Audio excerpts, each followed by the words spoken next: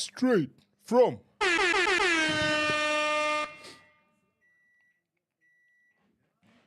from the crib. Tuko live, tuko vulai.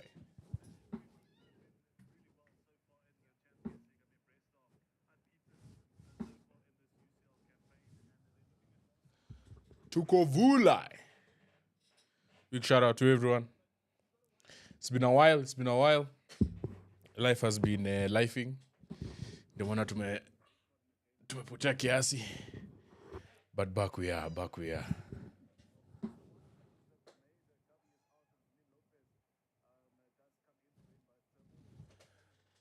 back we are.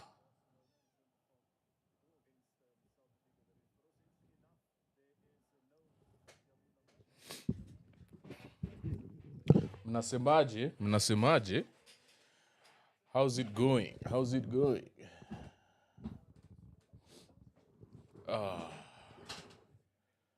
I believe we're live. We're live. Let me know there in the comment section. If you can hear me loud and clear. The only Rose are loving the music. Hey, good. Thank you. Thank you. You're far too kind. Can I get our encore? Do you want more? Cook and roll with the Brooklyn Bowl.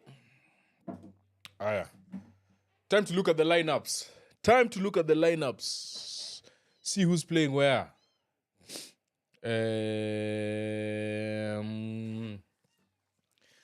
Nishaona squad ya Arsenal. I know Havertz is starting. I know Martinelli is starting. Sporting is here. Trincao, Gyökeres, Edwards. Edwards is the one who used to play for Tottenham, eh?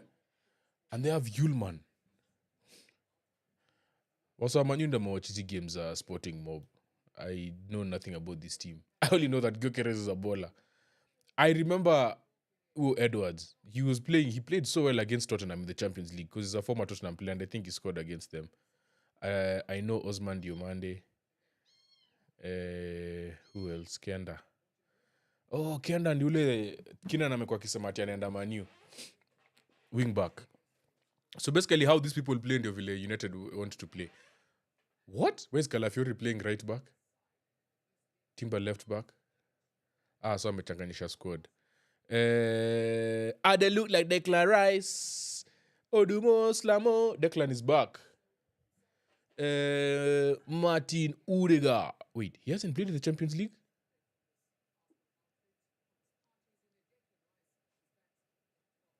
Odegaard hasn't played in the Champions League? That is wild. No, he must have played. That's not right. Ebu, let me check this. This can't be right.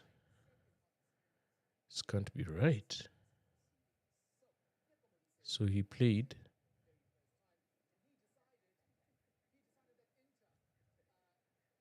So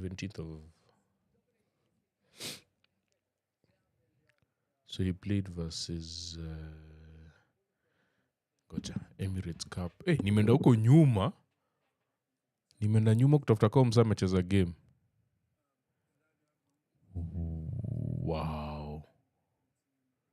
He actually hasn't played in the Champions League. Odegaard hasn't played in the Champions League. I'm shocked. Are you serious? He hasn't played for us in the Champions League? Luis Openda up front for Leipzig.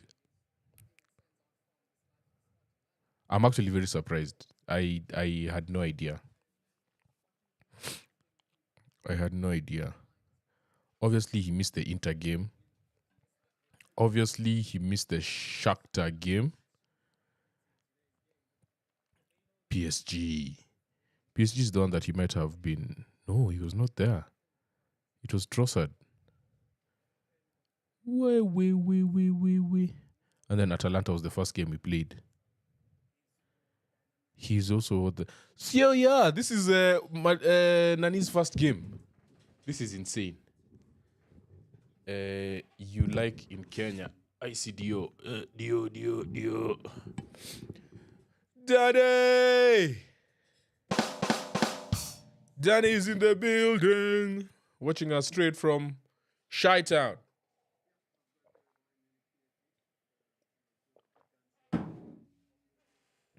Aren't you supposed to be in the gym? Yo, VP, Gyoker is gonna cook. Can't wait. Braving plays. Welcome. Let me know if you can hear this. Can you hear anything? Can you hear any music?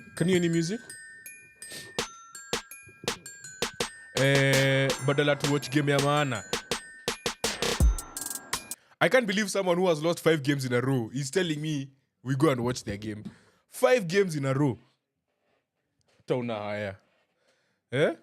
Watoto wa shule wamefunga sasa wako nje. Sasa tumefunga mashule tuko nje kama chambas. I got a cat. Na ni kama ime nini hapa hivi. At least it has done it in its box. The smell is quite strong. It's pungent. Hey, I need to sort that out. Otherwise, I will not concentrate. You guys can enjoy this song.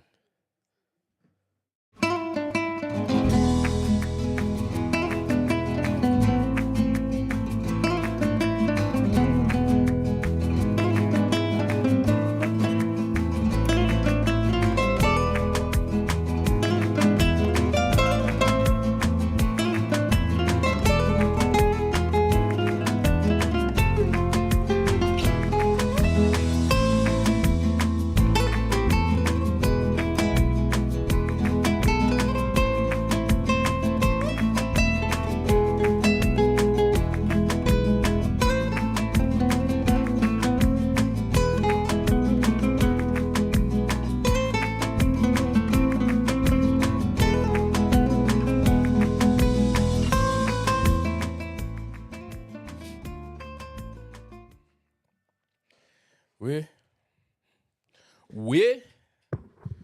Timmy Turner.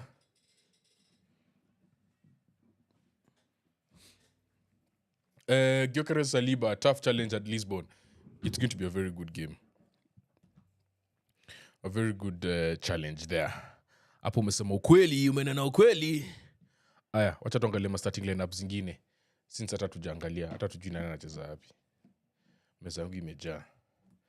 Need to declutter things here. Should probably put this notebook there. Should put this here. So we're going to do I'm doing a quadruple screen. Actually, it's quadruple, but one screen has 3 games, so it's 2 screens. But there's 4 games. Trent! It's been a while, almost a week. Nyi wase lakini tumezoeana. Why am I pouring tea? Tumezoeana, lakini si kitu mbaya. Kuzoeana ni poa. Trent, unasemaje? I hear you're back from injury. You might feature tomorrow. You might feature tomorrow. Atleti have just won 6-0. Julian Alvarez on the double.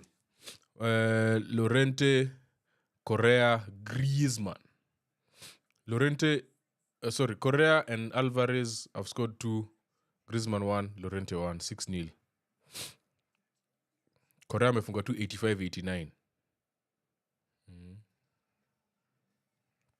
And he came on for Alvarez, who had scored 2.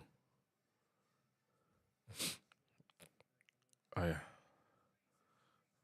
It looks like my nose is blocked. 2 weeks bana. No, I didn't travel with the team. Nico out. You're still out. Our apologies. Our apologies. We thought you had traveled. We thought you were with the squad.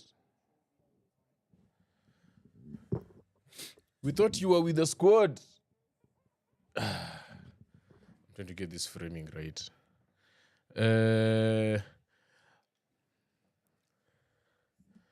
All right, time to go over the Barcelona squad. This is your Barcelona squad to face Brest. Brest, who are actually 4th in the Champions League.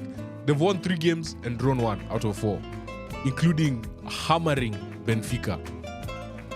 It was Benfica that they hammered. They drew 1-1 with Leverkusen. Salzburg 4-0 away. They hammered Salzburg away.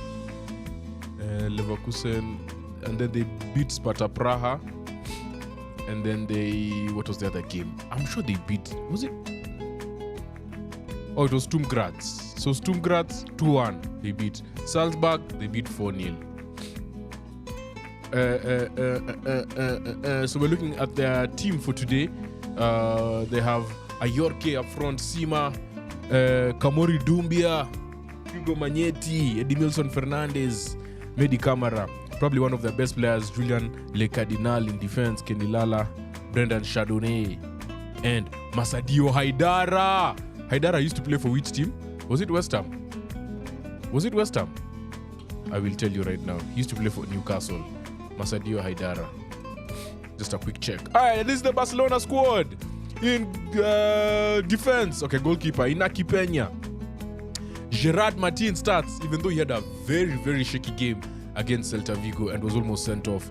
Inigo Martinez at the back, Pau Kubasi, Jules Koundé, Marc Casado and Pedri in midfield, Rafinha, Fermin Lopez and Daniel Fermin comes in. Obviously, Lamine Yamal is still out and Roberto Lewandowski up front. I don't know how I feel about this team. They have looked very, very, very, very, very, very shaky without Lamine. So they need a result soon. They really, really just do need a result. Time to... Champions League nights are here! The thing with Champions League nights is that the beauty is, it's not just one game. We're watching 7 games in a row. 6 games, sorry. We're watching 6 games together. City Feyenoord, Young Boys Atalanta, Barcelona Brest, Sporting Arsenal, Inter RB Leipzig, Leverkusen Salzburg, Bayern PSG. 1, 2, 3, 4, 5, 6, 7. 7. It's 7 games, not 6. 7 games. Tuko na game saba tuna watch. So we're going to be following everything. Tuko na split screen, tuko na main screen. Our feature game is obviously Sporting versus Arsenal. And we'll keep an eye on Man City because we need Man City to lose this game so that we can get Liverpool wachapwe. 007. 007. 007. 007. That is the only reason we're here. Si tunataka tu 007.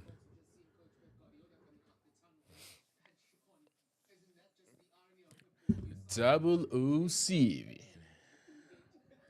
Let me move you guys a bit closer to me.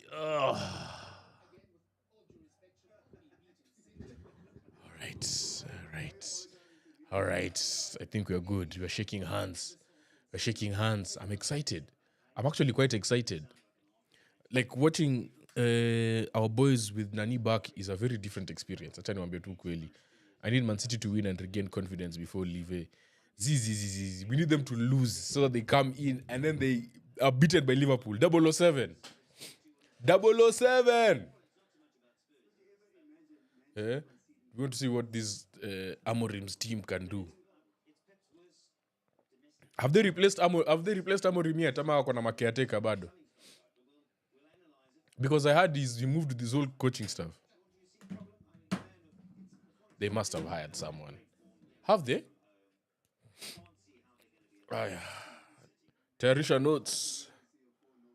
UCL nights. So Sporting Arsenal. And then we'll do Man City, Feyenoord. Kusema kweli hakuna vile wanachapwa hii game. We're just hoping. Alafu tutafanya Barcelona Brest.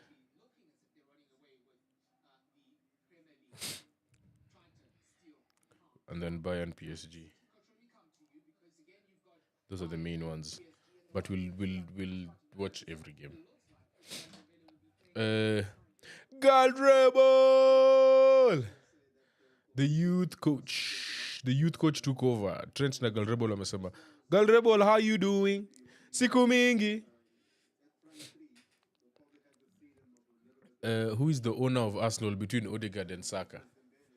Odegaard. Let me tell you, the best thing about Odegaard, I've remixed his name, is the way he... Akiwa kwa squad, we press differently. Like, we actually press with a purpose. Ni kama yeye anajua kunini. We also have Martin. Tonight is a sure win. Amiri is live here on YouTube. Martin was shaky in the game against Celta Vigo. He was brought off at halftime. Very shaky. All right, and we have kickoff. Bukayo.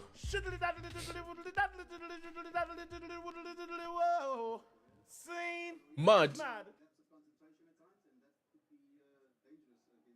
Oh, already. We're on the attack. We look like a different animal altogether. Different animal altogether. Oh, lo, msa ametokwa huko. Who is that? Who is that number 17 for Sporting? He has some crazy close control. Number 17 Sporting. Trincao. It's Trincao. Amekula mse chobo hapo yani wazimu. I think it was even Calafiori.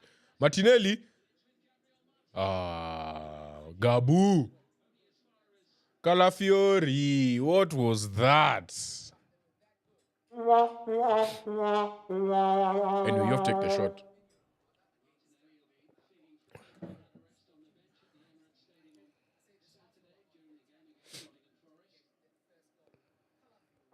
Francisco Trincao. Watch out for him. Like I'm seeing him. I've already seen him. I've seen him already. I'm checking.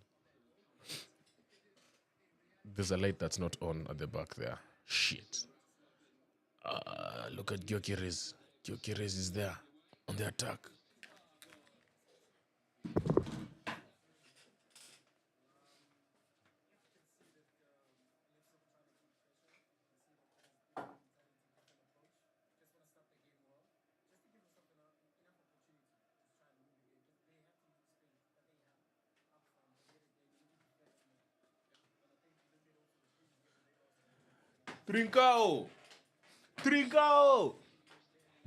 Trincao, Francesco.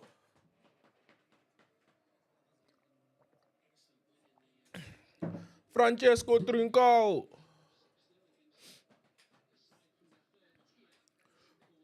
Oh my goodness, there's a fly on the screen, and the screen is so far. I used to love him when he was at Wolves. He was on loan from Barca, and Barca sold him to Sporting. Oh, that's him. Yes, I remember the name. Hey, Mwangi, I was about to ask Isaiah ni nani. Unajua, mmekuwa mkinichanua na maplayers wa new. Kwanza kuna ule wa Brazil mlinichanua last time. Hata nimesahau jina yake. Mwile mwenye Chelsea wamebuy. So I was like, hey, there's a new striker called Isaiah. Karibu nishangae. Kasema huyu ni nani mimi simjui. Mnajua ball sana pia nyinyi. Havertz asha jam. Nani amekula yellow? Mtu ashakula yellow. Mso wa Sporting lakini. Another one. Wait.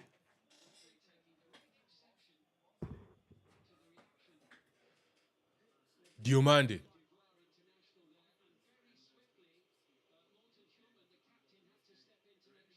Diomande ashakula yellow. Hii paka inanisumbua. Wait. Hebu kama nikushow story. Lazima nini nimeke kwa ile room. Wemse, wait. Cheki. Uko na nguvu mingi. Usiende ucheze Arsenal. Usiende ucheze Arsenal na hiyo nguvu yote.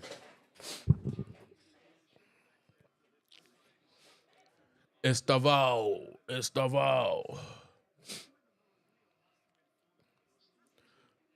Malo gusto. Paka kona cycle lakini.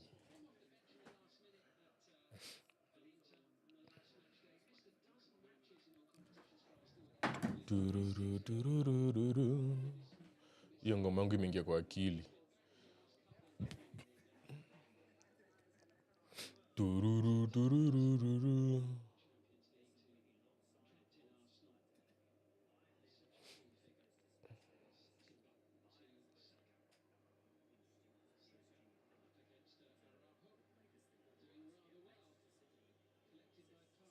Udega. Look at Odegaard's press. He's already won the ball. Like, his press is so good. This is what coaches like, where you have people who are extensions of you on the field. Osman Diombaye, that guy is a rough defender, and Namjua. Saka is really causing issues there.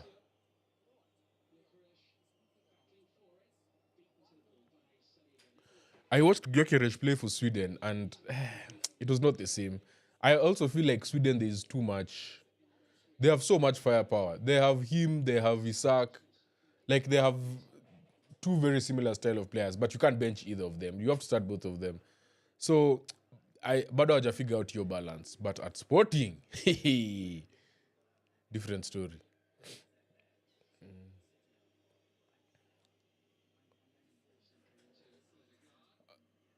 Bana. Sasa wanatushika. Kwani tumefanya nini? Kila mtu anashikwa tu nikaa. Ni watu wa Sporting maze, relax. Wait. Calm down. This cat needs to relax as well. Unajifanya hapa kaa Diomande.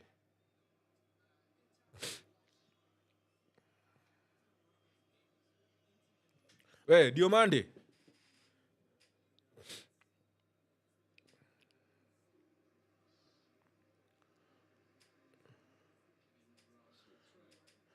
SofaScore has been misbehaving recently. Like, ni kama aileti nini. Like, when things happen, it doesn't show you. Like, it doesn't actually nini for you. Imeleta noma sana. Imebidi sana nimehama.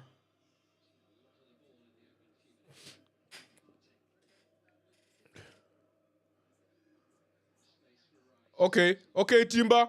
Oh! Golo! Gabu! Martinelli! This is why he rested. Martinelli!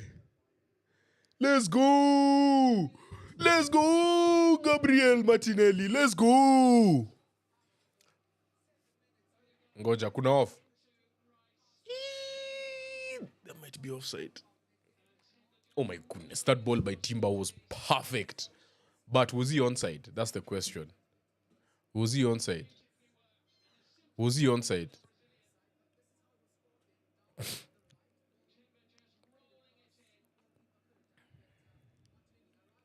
Was he onside? Was Timber onside? Tupatieni nini teke tuone. The goal is good.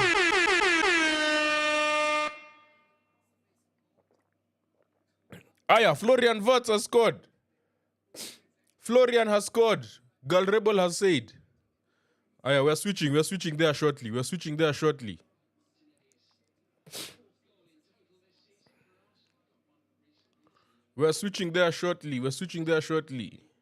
I need this thing to come on. I need you to give me notifications, my man.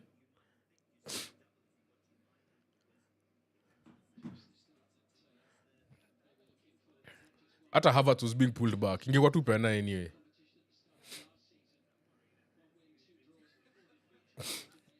Nishaanza kusweat. Nini?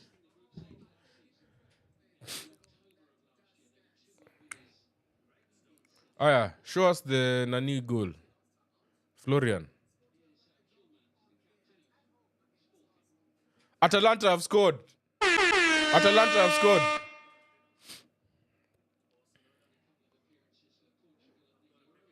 Barcelona have a penalty.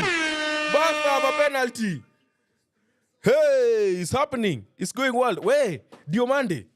Paka tumita Diomande sahi. Akona mchezo. PSG watoki half. Wesley, wetu watchie game huko YouTube. Tupatie highlights. Just wezi watch zote. Last Queen da Meland. Last Queen.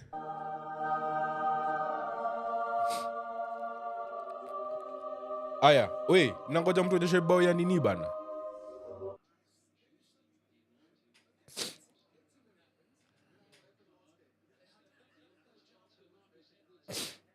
Oh, simu ilikuwa D&D. Ndio maana vitu haziingii. Barcelona have scored. Notification imeingia. Nimetoa D&D hivi notification ikaingia. Simpson Pusey. We got a City fan for the podcast. Akatuambia jina yake si Pussy ni Pusey. Oh, sporting chance.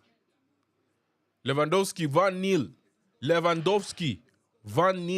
Bayer Leverkusen have scored again. Hizi bars kujiteketeke.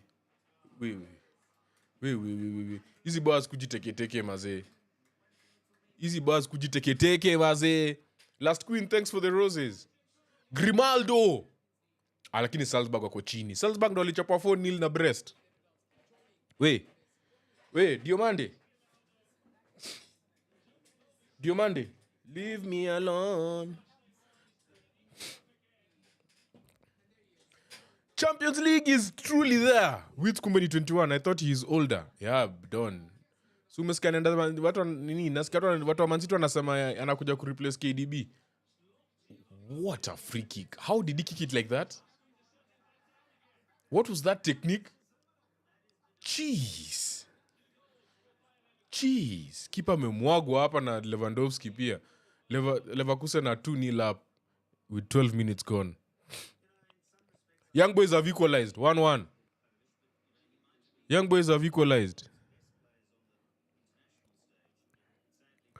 Oh, it was a corner. Yeni mena all the way in. No one touched it. No. Someone touched it. Someone must have touched it. I think someone touched it. I can't tell though from here. City hawajafunga bado. Best club in Europe. Hawajafunga bado. 007. 9005, 9 be the zip. On a rise to you. With this broken toe. Doing it for the team. Grimaldo, it's been long since I heard of him. Jana alichukuliwa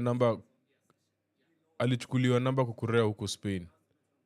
Grimaldo is... Oh yeah, he's Spanish. Do you know, I didn't know this. I found out... I didn't watch the West Ham game when Antonio scored. But apparently he's the top scorer for the club. That is insane. A club of West Ham's caliber. I'm not saying Antonio doesn't deserve it. Obviously, he's played there for long. But I felt like they've had so many great players. But then now when you think about it, West Ham haven't really had like an iconic striker. Like, you know how Blackburn, Newcastle, Shearer, Kevin Phillips for... Was it Sunderland? Sunderland was Darren Bent. Tottenham have had good strikers. Really good strikers.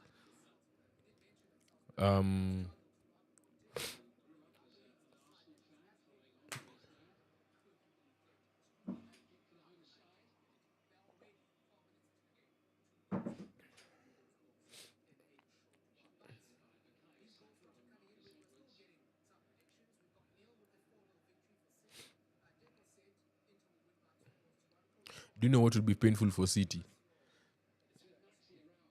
What would be painful? Not even a Triple Cup podcast. Thanks for the follow, my guys.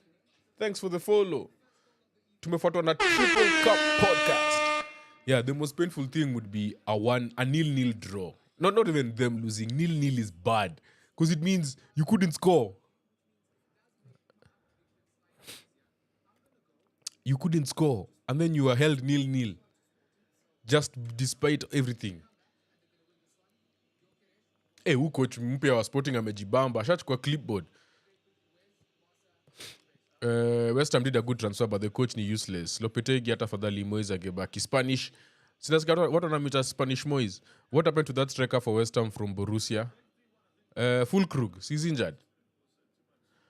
Tushafika 4,000 likes. Wait. Last Queen najua huko hapo. Last Queen akinyanga live, likes zinapanda teke. Last Queen. That is all you. Odegaard. Marko Arnautovic was West Ham's best striker. Really? Was he better than Tevez? The time that Tevez was there. I know Tevez was there for a short time, but the impact.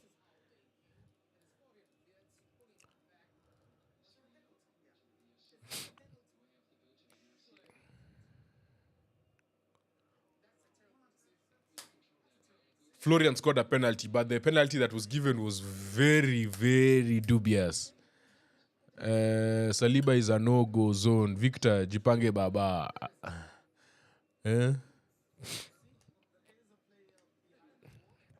Actually, can we name West Ham strikers that they've had? Why can't you remember? Nakumbuka tu Skamaka. Larry King! Larry King! We were literally in a nini with Larry King. In a short seminar a few minutes ago for TikTok. Good to see you around. Dimitri Payet. Payet hakuwa striker mazi. Payet was not a striker.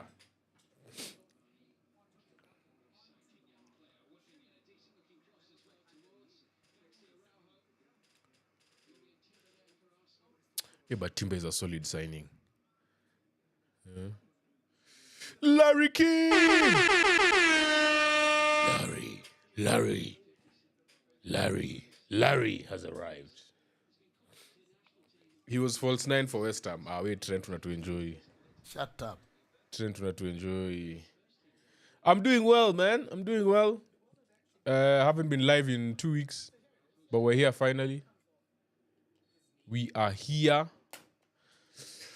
ready to follow these Champions League games.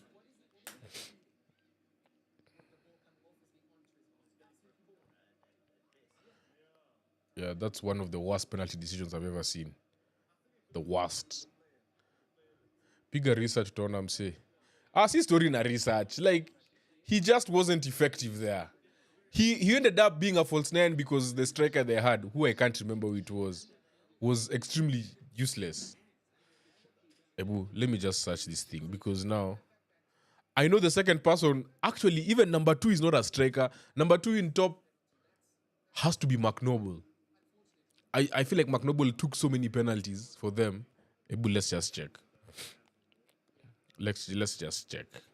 All time. Hey!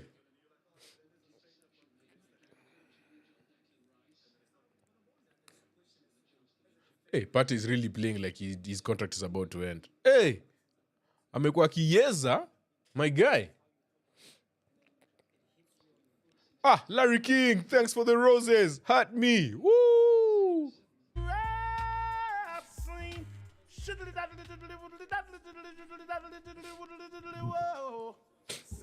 Thank you, Larry. Thank you, Larry.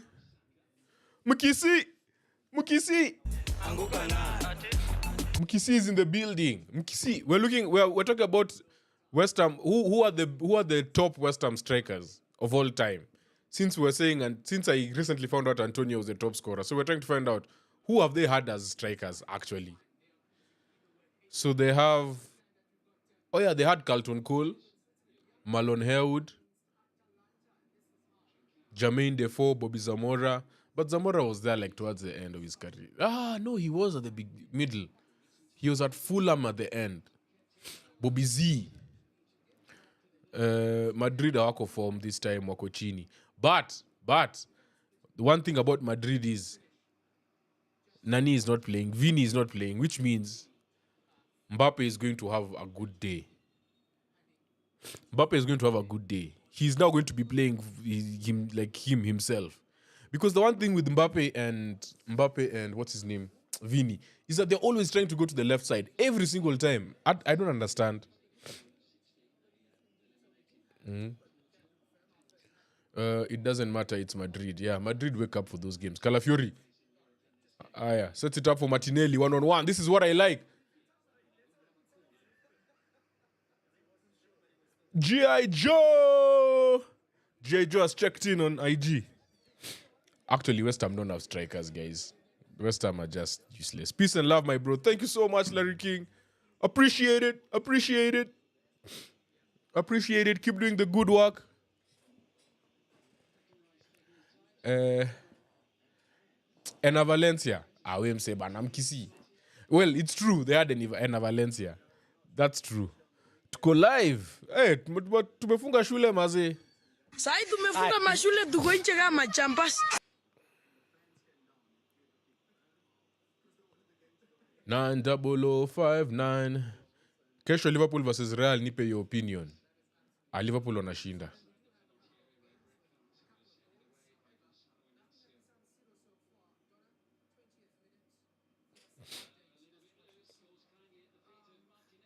Aye.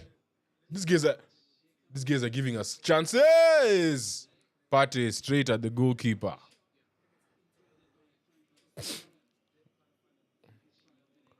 They're giving us chances. We're not taking them. They're not taking them, man. Over the bar. Over the bar.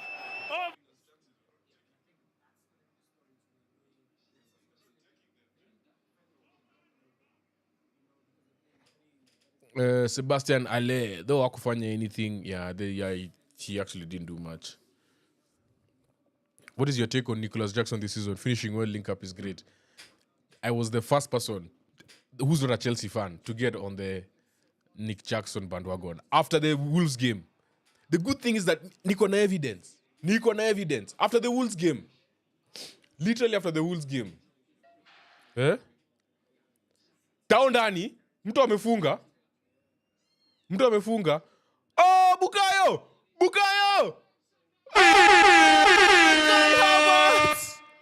Kai! King Kai makes it 2-0. King Kai! Let's go! My team is back! King Kai!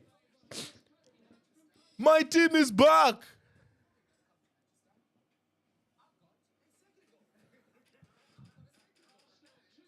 Oh, what a ball by Partey.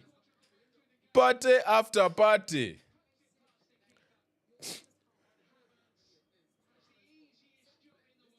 It's just a tap-in, yani. Saka put for him on a plate. Chobo, katikati ya miguu. King Kai. Ati Ruben Amorim. Ati amepanga squad kabla ende.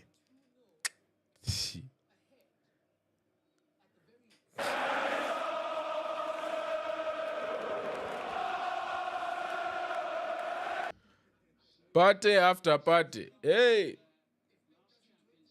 Hii ni party gani? I should have that one here. Why don't I have it? I have it. Hii ni party gani? Ni party gani hiyo? King Kai scores again. Skamaka pia didn't go well. Yeah, Skamaka for sure. That one we've mentioned. Biko, you don't know any West Ham strikers that were successful? We've really tried to look for them. Okay, let me just Google it. West Ham strikers. Ni game gani? Paul Arts, tuna watch game saba.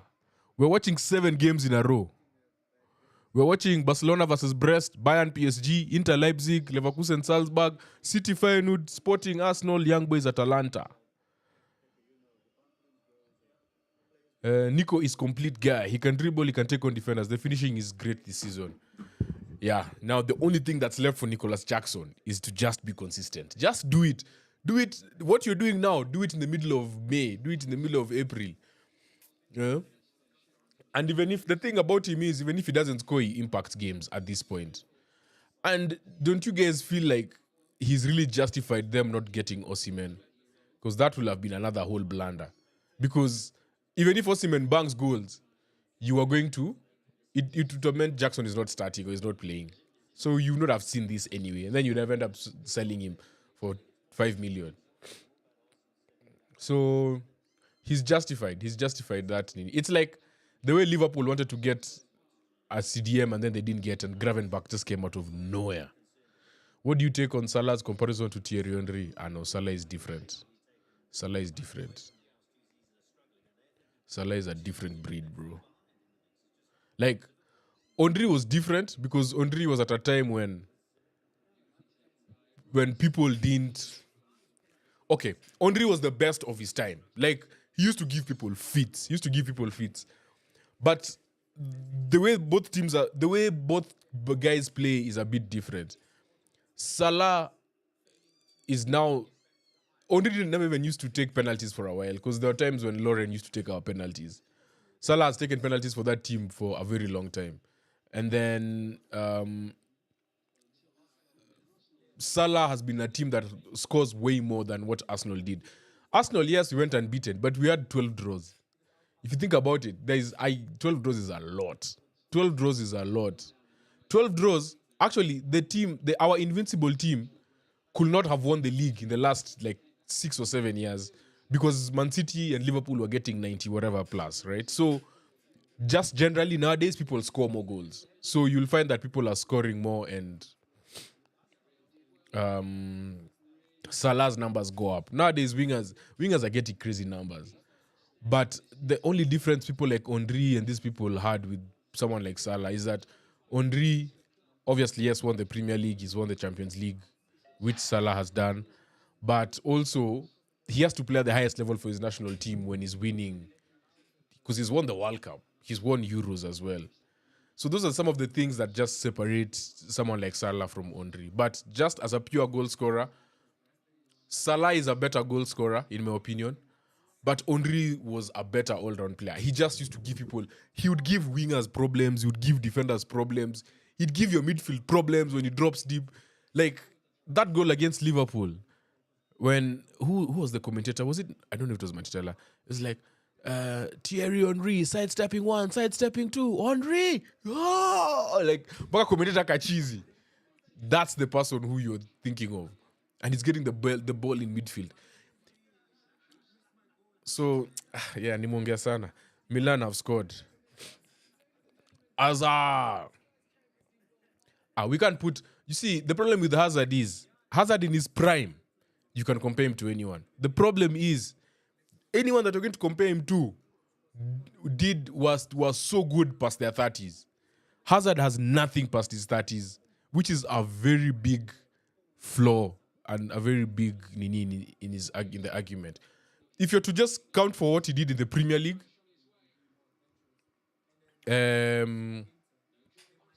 I think you'd have to put Salah on top of... Okay, Henry was the main man in a team that went unbeaten a whole season. That's insane. But Salah won the Champions League and Premier League for Liverpool. And Salah has definitely been there longer than what Henry was at Arsenal, I think. Just confirm someone, I think. So, I would put... And then Henry has multiple Premier Leagues. Gee, that's close though. Nah, Henry number 1. Henry was the first player ever inducted into the Premier League Hall of Fame. What am I saying? Yes, Henry number 1, Salah number 2, and then Hazard number 3. Simply because I'm counting what he did at Real. But if I'm to put... Guy, that's tough. Then I will say Swali. Rebel, that's a tough question. I don't know. I would put Henry, Salah, Hazard. That's painful to say. But, okay, not painful, but it's hard to put Hazard at 3. But I can't put Salah at 3. That's the thing. That's tough. The only undoing for Henry was in finals. 90059 be the zip. Down Danny. Who has scored for Inter? Atalanta have scored 2-1. Atalanta have scored. Someone says that PSG wameshinda kutoka half yao.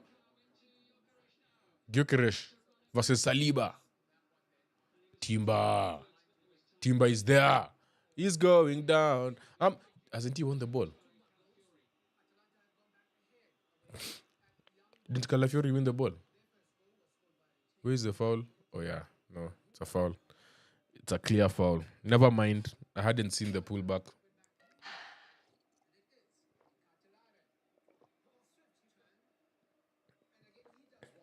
This goalkeeper needs to be fired. Di Catelare. Bayer Leverkusen have scored 3-0. Nani amefunga? Florian. Henry is the best talent to ever play in the EPL. City walishindwa kufunga Feyenoord Etihad. So umesikia ni Dekihad. Pengine Kulusevski akiingia bao zitaanza kuingia. Odegaard. What a pass. What a pass, Odegaard. Oh, Saka really looked for that left foot. Really looked for it. It's going down. I'm yelling timber. City imeisha. You guys are ruling out City, eh? So mnasema City our nini hawatakuwa top 4. We did a video and someone said that, and I'm going to post it tomorrow. I was supposed to post it today, but we posted too much. I'll post it tomorrow. Just wait.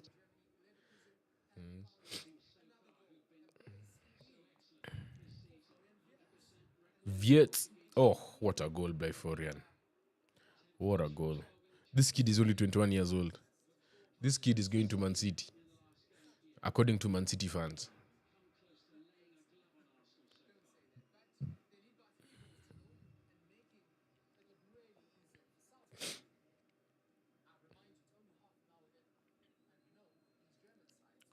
Oh, man. Dude, if you actually ran, you'd have gotten there. Kenda. Ungekimbia ungefikia hiyo ball. Florian Wirtz. Look at where Odegaard is coming to get the ball. Look at how much space is creating for Declan Rice. And they look like Declan Rice. Man. It's so good to have Odegaard back. Look at him. He's just a bowler. Oh, my guys are bowlers. Atalanta have scored again. 3-1. Hey, Atalanta wameamua. Hey, that's a foul, ref.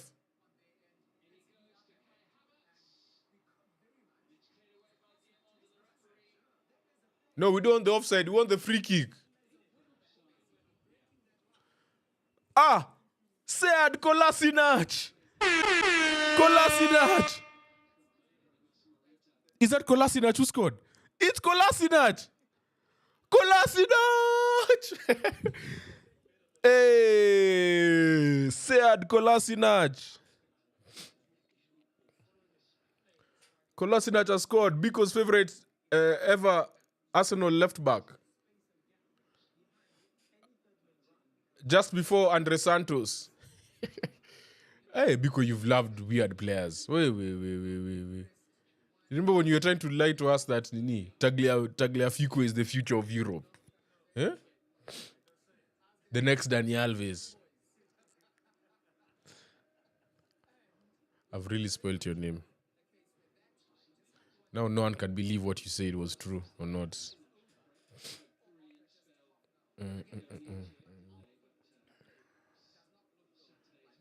Iko sawa si. Iko sawa. Mpira inapangwa. Hii ndio team tu watu walisema inaka kama nini. Look at the movement. Declan just drops deep, goes in the middle of the park, comes back. Odegaard takes that place. Timber goes in there as in, guys, you're killing me. Eh? Let me tell you, Nwaneri's ball rolls are the craziest things I've ever seen. That guy can be running at pace and then he just ball rolls. And I'm like, it's such a simple thing to do, but it really needs the ball. It just traps the ball. Mtu wako Manu ametusifia Manu tapiga Ipswich na Ipswich ndio iliweka Manu into a shell. Yeah, Ipswich ni wazii lakini. I can see why they wanted to get Kieran McKenna. Karibu ya tatu ingie. Hatari kwenye lango pale. Kiungo msingi. Kiungo msingi ameletewa shida sana na bwana Bukayo Saka. Lakabu ndio hiyo. Lakabu. Oh my goodness, Odegaard, what are you doing, man? You're killing me. What are all these nice passes? Why are you making me remember how much we suffered without you? Why are we so fluid? Like, it's not making sense. Why are we so fluid? One man. Are you telling me this is all because of one man? No, it doesn't make sense, guys. Hit the ball. Look at Foden. Oh my God, Foden. What are you doing?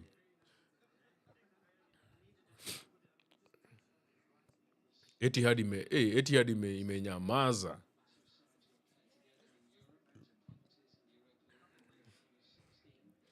At least mafans wa City wana watch ball sai juu wameshatoka shule. Sai tumefunga mashule tuko nje kama champas.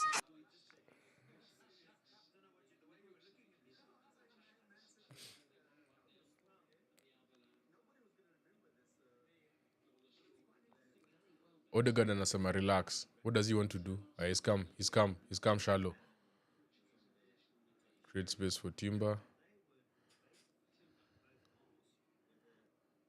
Everyone wants the ball, which is good to see. Martinelli 1-on-1. Okay, I want to see what Martinelli does. He's really great for this ball. Oh, good cross. Is there an offside there?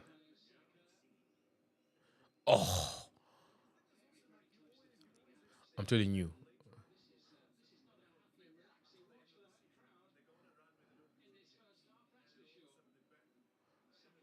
Oh, good. That was really good defending from whoever that wing back is. Very good defending. The way he has kept Saka quiet there. Oh.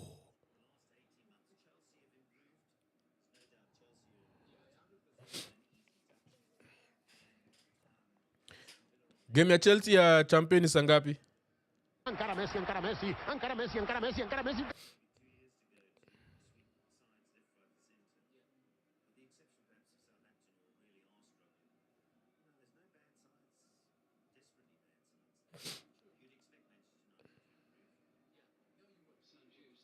Oh, what a flick. What a flick. But someone was right there. Give Rice. Dog. Ah, Rice, what are those?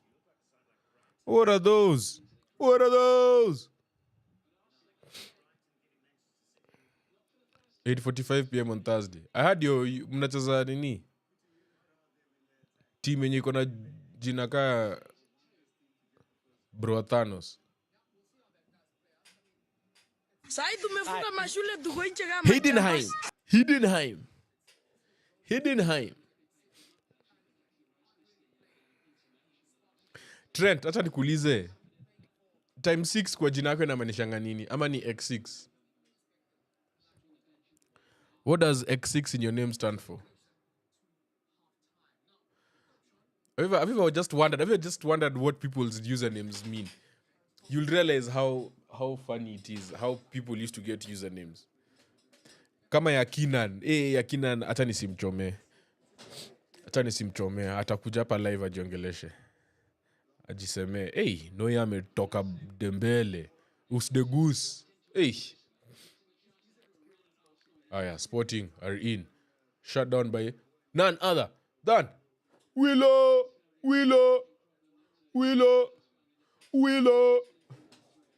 Bayern and PSG's game has no fluidity. What has happened to these once great teams? Fresh, that's a good question.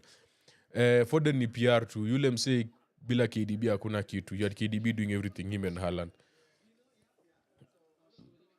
Barely on gear 2, but Sporting is seeing dust. Is what people are saying out here.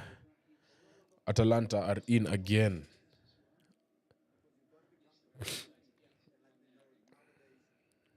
Something is happening at Atalanta.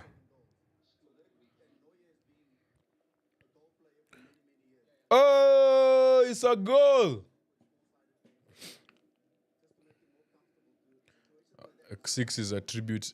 X6 ama time 6 is a tribute to a friend of mine, Ali Pass. Oh, condolences, man. But it's a nice way to remember him. It's a nice way to remember him. Bayern Munchen have scored! Finally. That guy has to be offside, surely, ref. How is that guy not offside? That guy has to be offside, ref.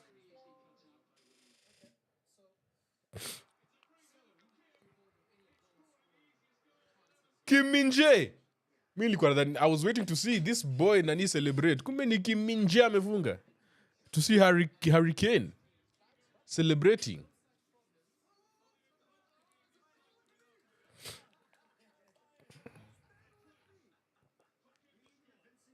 Aya, tunaenda VR ama ni nini?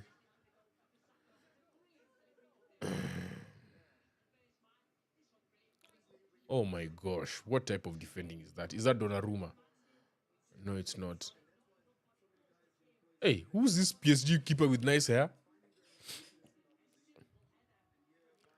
That is one of the worst punches you'll ever see. He has nice hair though. It's one of the worst punches you'll ever see in your life. Jeez, what an easy goal to score. After Odegaard returns, everyone is back to their peak.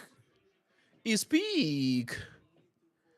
Fresh ndalisema hii game haina fluidity and then they end up scoring. Oh my god. Who is this goalkeeper? Who is this PSG goalkeeper? Oh, VR check. Who is this PSG goalkeeper? Safonov. Matvey Safonov. Matvey Safonov. Where is he from? Where are you from, sir? Matvey Safonov.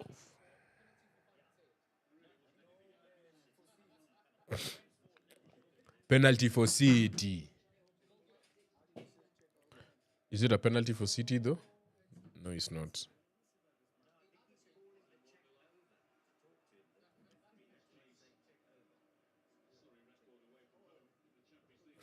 Nine 0059 be the zip.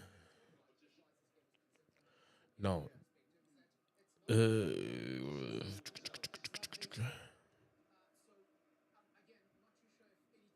what is Sofanov doing, surely?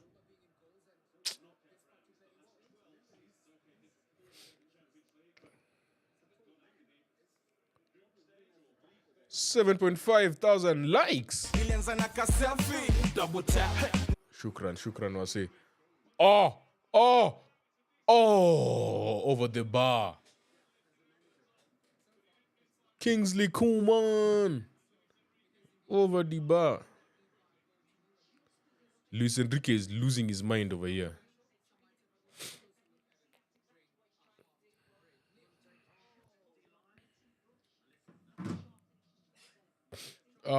Kingsley Coman amepatia Hakimi stress hapo. Aya, again. They're in. Oh, foul. Good to see Tierney back at Arsenal. Okay. I wanted to ask you guys a question. I agree. It's very good to see him back. I wanted to ask you guys a question. The way we're playing right now, we have defensive issues. Everyone can't play every day, right? At some point, we will have to start playing someone else at left back. I know Zinchenko is an option there, but Zinchenko is not going to be put against certain teams. Oh, over the bar. Haaland has scored a penalty. Erling Haaland makes it 1-0 to City. Yeah, so I wanted to ask you guys, obviously Tierney is here, so you have to use him, right? There's going to be games where you have to play him. You have to see what he offers you. I feel like he can still be very good at inverting. The only issue with the thing with Tierney is, if you look at how our team is built now, two things he doesn't fit. As a fullback, he can't invert as well as Timber or Calafiori, and definitely his size, because we are big. We are now massive, but he has to bring something else to be kept in the team, which I don't know if he has, because he's so good at being as a marauding fullback, but we don't need that right now in this team. So I don't know. And then on the flip side, Nuno Tavares is balling at Lazio. He was even called up for Portugal and even made his debut, I think, for the Nini. So that's the guy you're looking at. Do you get Tavares? Wow, Saka is killing someone's. Saka, you're finishing someone's child. No, Tierney is very good. It's just that there are different types of left backs. our squad requires the left back to do are the things he doesn't do well. He doesn't invert that well, and then he's not athletic enough to be covering spaces like that. Like running into. No, he's athletic enough to defend. He's a very good defender as a left back. But we don't use a left back as a typical left back. Our left back has to come into midfield, has to be huge, cannot be a defensive liability in the air, which is the one thing that many people just do against us. Hey, Gabu! Gabu! It's been a while since we scored from a penalty. Sorry, a set piece, a corner. Gabu makes it 3-0. We are cooking. We are cooking. Eh? Now see tweet Jamie Oliver. We are cooking.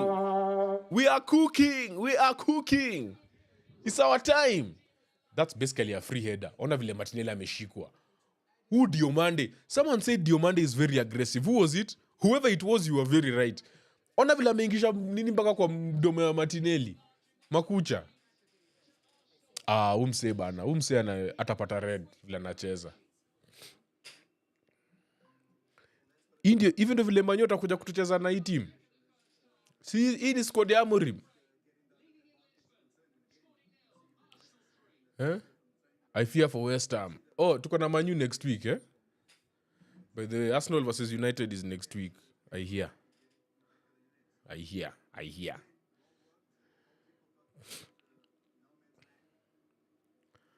like when we are cooking. It's been a long time, man. It's been almost 2 months of not feeling like this. Hey. Yeah, we have United on the 4th of December. At the Emirates, 11:15 p.m. And then we have Fulham 4 days later. And then we have Monaco away 3 days later. Monaco at home 3 days later. The fixtures are not bad. So we have West Ham on Saturday in London, obviously, away. Arsenal versus Man U in London. Fulham versus Arsenal in London. Arsenal versus Monaco in London. Arsenal versus Everton in London. Arsenal versus Palace in London. Palace versus Arsenal in London. So we're not leaving London in 21 days. That is perfect. It's perfect. I didn't even think about it. I'm seeing it now. It is halftime here. The boys are doing well. The boys are cooking. I like it. The boys are cooking.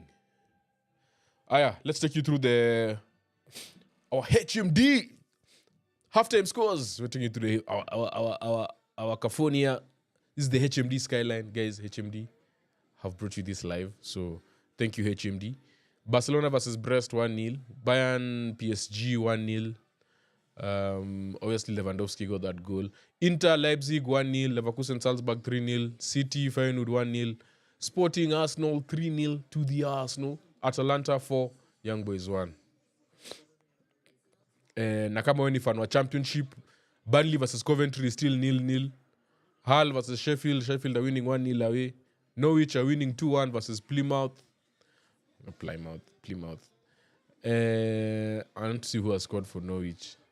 Nani is not a Norwich player anymore. You guys know who I'm talking about. Timu Puki. Sheffield United. By the way, he's not. Which team does he play for? Nimeanda, my phone is going off. The boys are making me proud. The international break was worth it. Yes. Thank you, Last Queen. Shout out to you. And also, what do I tell you? Yeah. International break is like we went to Dubai. Watford, Bristol City 0-0, Sunderland, West Brom 0-0. Championship table is looking like this. So you have Sheffield United at the top, 35, Sunderland in second place. Sunderland are coming up. Team ya Makumi might be promoted to the Premier League. Eh? Leeds are in third place, Burnley are fourth, Middlesbrough fifth, West Brom sixth. The last time I looked at this table, there's a team that was promoted that was down here. Who was it? Luton. Luton are 17th, guys. Luton are 17th in the championship. That's Unfathomable. I'm waiting to see Maresca and his team at the end of the season. He's been a ruthless manager. Yeah, for sure. For sure.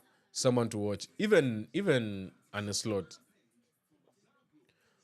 I mean, those are the two obvious ones that have really done well, who we didn't expect to be doing this well. But other than those two, I've been impressed by McKenna. I can now see why United wanted him. Like, he's just a good coach. You know, the people who, if you can coach a bad team to become very good, all Brighton managers have been like that, even though they're getting players that are within a system. Sorry. Brighton get coaches and then get players to fit a system that the whole of Brighton will play. So that's why they end up being so good. There's another one I'm missing. Who am I forgetting? Another manager who impressed me.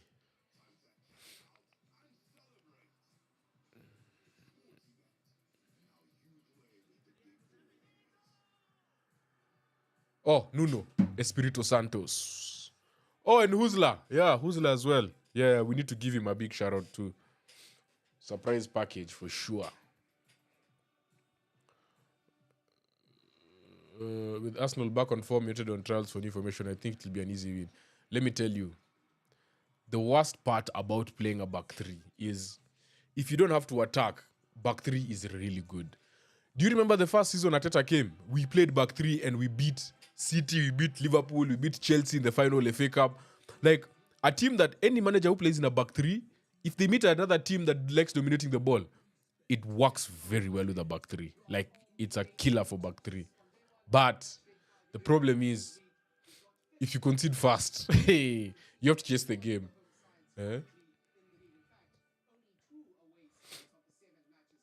Sporting are playing bad. Gyökeres is not doing anything. It's not him, man. It's not him. It's the team. Brevin ulikuja mapema ukisema Gyökeres atacook. Tunangoja. Hajawasha stove bado. Tuchel won Champions League back three. Yeah, Tuchel won Champions League back three. But, again, he won Champions League. And this is the thing with Chelsea managers. Chelsea's two managers who won the Champions League have both been there for less than 3 months. Which means the squads are not theirs. So they just came in, they were like, guys, let's just tighten the ship and we just see it through. And that's just what they did.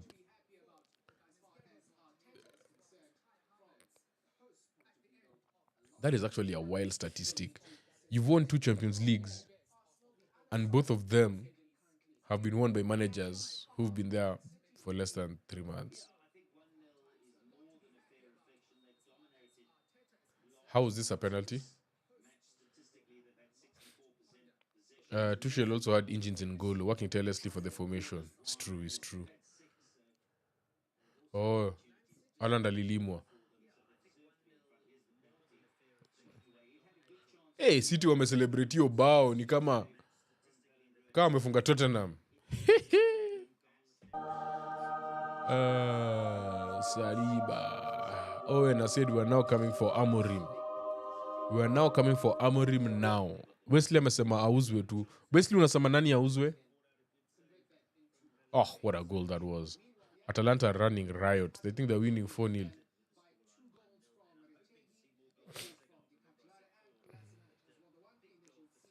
Kolasinac scored, guys. Talking of, when we were talking about Arsenal left backs. Yeah, Kolasinac. What a run. What a touch. What a finish. Makes it 3-1. And the former Arsenal man is cooking. Young boys wanacheza yapi? Ni Austria. So wanafungwa bao za aina gani? Hey, Ritegi is about to make that Italy his own, eh? Hey, that's a foul though. Surely. Hey, keeper pia, yeah. VR robbed Fern would come back incoming. Hey, that's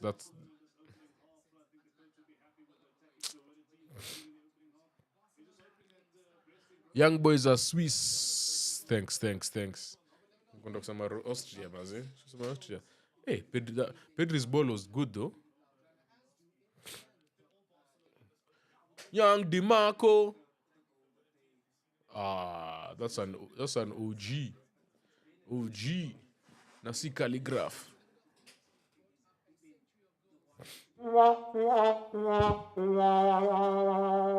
OG.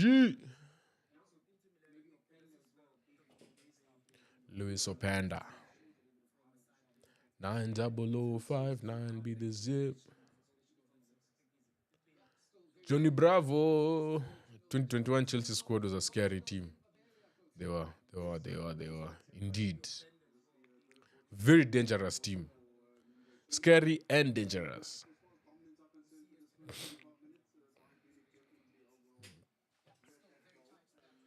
Hey, sweat.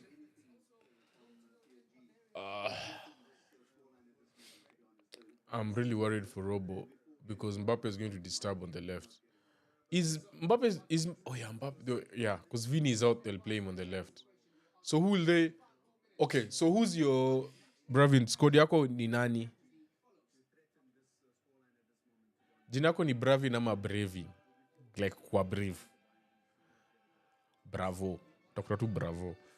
Aya. Ebu nipatie starting 11 yako.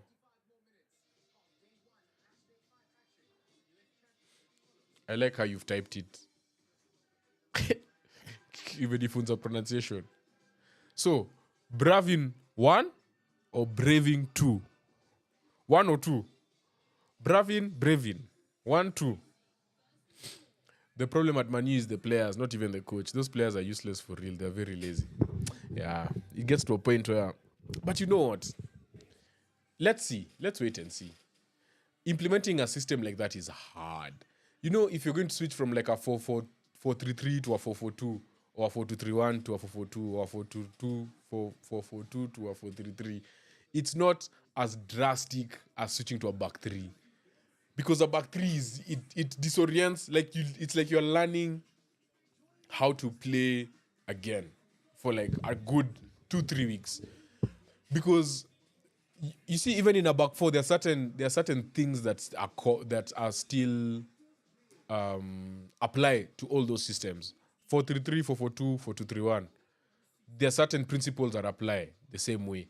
The way the width of the defenders, playing an offside line, and when you play an offside line, who's the first person to go to the winger if he tries to make a run through? If a centre back is in between, if a centre forward is in between the centre backs, how are we defending that? So certain principles are the same in 4-2-3-1, 4-4-2, and 4-3-3. The problem with the back three is you're now three at the back, which means you have to relearn how to defend a space that you normally be at. Now you're looking at the space, so you have to learn how to. It's not that they can't do it. These are professional players. Of course they can. It's just that doing it over the course of a season at the highest level, that is where people exploit you. And that's what Ipswich did. And then a proper back three needs amazing fullbacks. Like people who are good at being fullbacks. So like they played Ahmad there. Of course Ahmad got the assist, yes. But he had to work so hard, which is taking away from his best attribute. We want to see Ahmad pushing up front. We want to see him at the front there, creating chances, getting ball in the final third. Now he's getting the ball at the halfway line every time. I mean, it's not that he can't do anything, but in a way it's true. So let's see. I'm still curious. I want to see how Amorim builds the team, and then right now it's too early to judge. So Brevin amesema Alisson. Is Alisson back? Ama Kele atacheza tena? Robo Van Dijk, Trent nimesikia achezi ama anzi. If he plays, he's going to be on the bench, which means you're probably going to play Bradley there, which is fine, which is really good actually. Defensively, much better. McAllister, Gravenberch, Jones. You'd bench Szoboszlai. I feel like Szoboszlai was the best player against Southampton by far. It wasn't even close. He created many chances. He had the shot on target, like 2 shots at goal before he even scored. Let's be honest, Maresca playing back three at Chelsea, look how they're doing. It depends on how the team copes. Maresca plays a back three when they're attacking. When they're defending, it's not really a back three. Because you still have Malogusto and Kukurea, who can double up as fullbacks. You see, with Nani, they're not doing that. When they play Johnny Evans and... Oh, okay, let's say over the weekend. When they play Johnny Evans and Delete, those guys are not doubling up as fullbacks at the end of the day.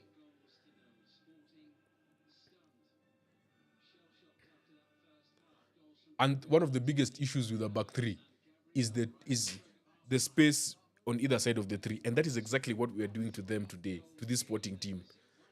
Saka is cooking, Timber is getting space. Actually, the goal, obviously the third one was the set piece. But the first goal came from Saka up on the wing, Timber on the wing. That is where the spaces are in a back three. Which I feel like they'd have been much better if they were still being coached by Amorim. I'm sure this new coach has come with new ideas, even him is trying to change things, but also trying to keep things the same way. So, yeah. So Bozla is shaky at the moment. Jones will be passing sneaky passes to Diaz and Salah. Shaky? I think Nani has been the best player. Was the best player against Southampton, in my opinion. Humbly. But anyway, if you say so, we will go with Sobozlai. We will go with Subozla. We will go with Subozlai. Where do you think Matteo Retegi is headed next season? Anakatumse mwenye ataenda West Ham. Anakatumse ataenda West Ham, 40 million, hakuna atafanya, alafu auze. But I don't know. I feel like, you know, like, those back in the day, there used to be teams like Swansea who would go and buy a player like Michu. You know, like teams would gamble on these high profile or strikers that have played at a high level, and then they come and. But then nowadays, people get these kids from the academies. Look at Liam Delap. It's actually easier to just go look for a player at City Academy, wherever. It's homegrown, and you give him game time, as opposed to spending money on a player and then you've just put pressure on them to be good. Oh my God, Timber, what is that?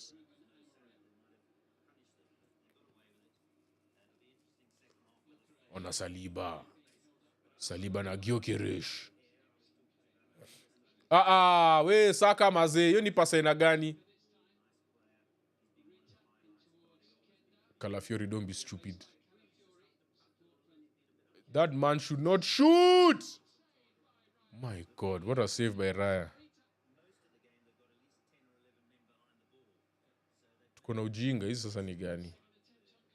It all started from Saka just being stupid there at the back. Wesley Mwati, he's saying Tiani should go. We are stupid.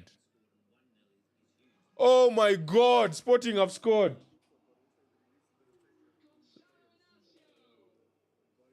That is the worst way to start the second half. Absolute worst. Absolute worst way to start second half. And then we've just conceded. Literally, this a side foot. Calafiori, what are you doing? Calafiori, what are you doing?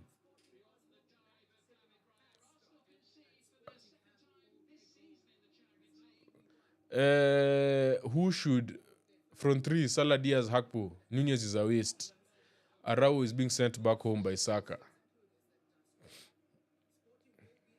Yeah, tumeanza hii second half kama wajinga pia sisi. Tumeanza second half kama wajinga. Saka is the one who gave the ball away that led to that corner.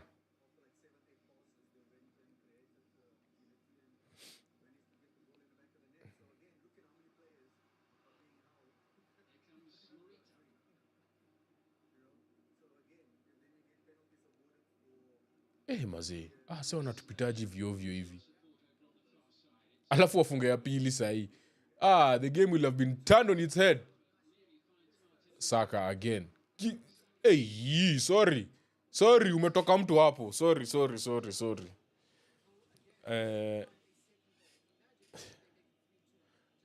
Who should Leicester hire as a coach? That's a question I was asked. I don't know. But let me tell you. Ruud van Nistelrooy was linked to Coventry. And now this Leicester opportunity opens up. Coventry is the championship, obviously. I still feel the Coventry job is a better job because Leicester, you're being set up to fail. There's quality in that squad is very wanting. It's not great. It's not great because first of all, Votvas, as I said in the pod, Votvas just reminds me of like a mid. You remember how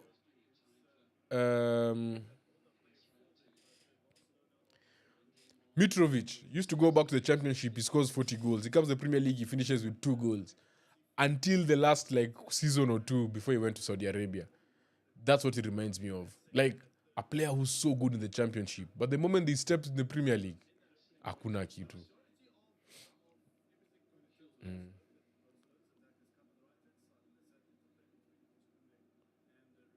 Yeah, that's a handball. That's a handball from Martinelli. That was a handball.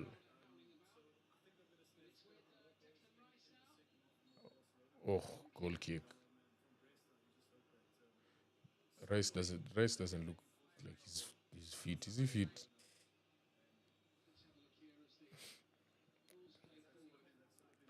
Mitrovic should come back to Europe. He has a lot to offer.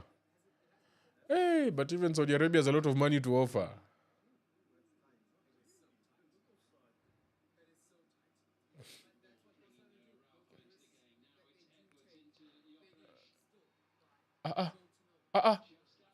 Gyökeres, nana hajaguzwa mazee. Oh, is that a goal? No, he hasn't scored. Savinho is causing problems here.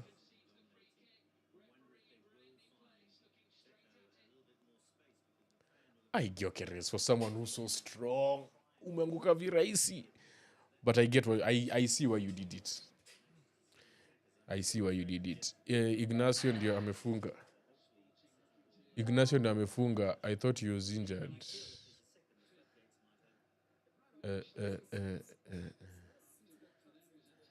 Mitrovic is the main man at Al Hilal. He scores in almost all games, bana. I heard they were on a crazy winning streak.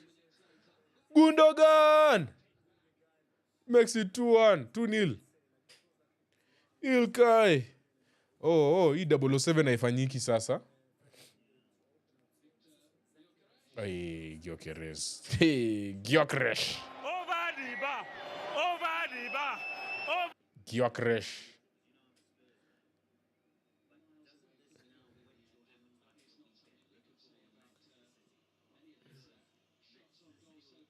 Is that a Gundo goal or an Ake goal? I seen he came and shot it, but Ake was. Oh, it's on. It's Nani. It's Gundo. David Raya shakula yellow card time wasting.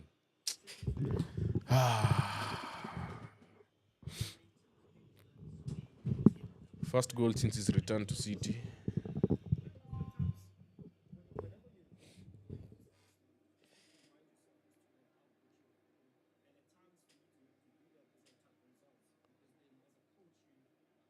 Sasa tumeanza dark arts sasa.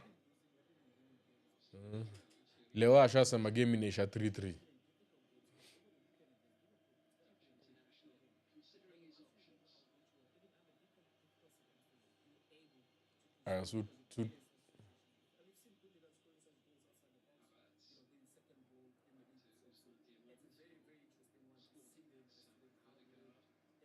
So Diomande anaitwa Diomond. Bro, jinako ni Diomande. Hata kuchocha. Na kuchocha hapa na Kifaransa.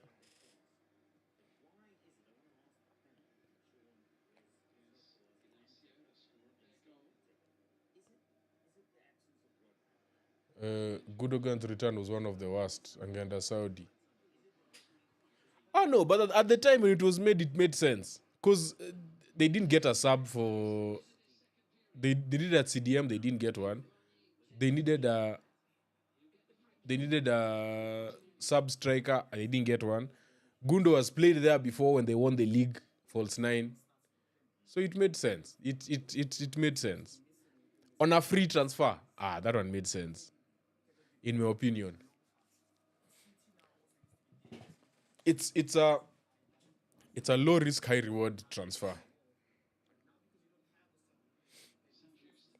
He was your former captain as well.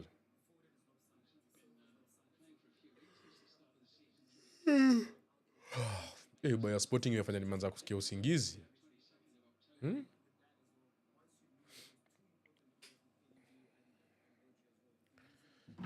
Let's look at how the squad the Nini looks like.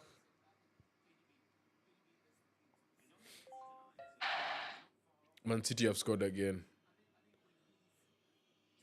Are they back? Are they back?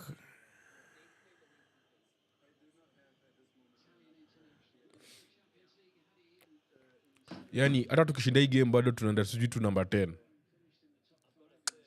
Mazee. Aileti shangwe.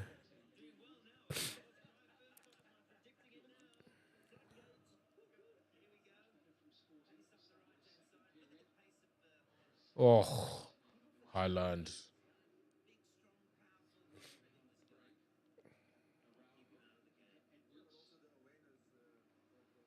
Haaland. Honestly, had we scored, no, had we kept it at 3-0, our goal difference would have been 5. Would have only, but I got to number 8. It's nothing special, nothing to write home about.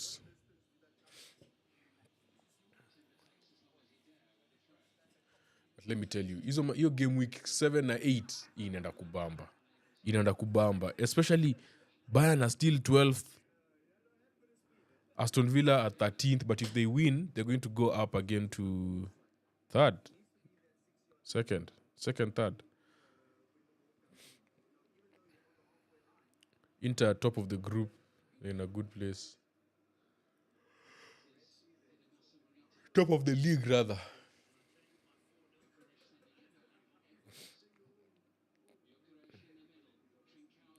Gyökeres. This former Spurs man, Edwards, is causing problems now.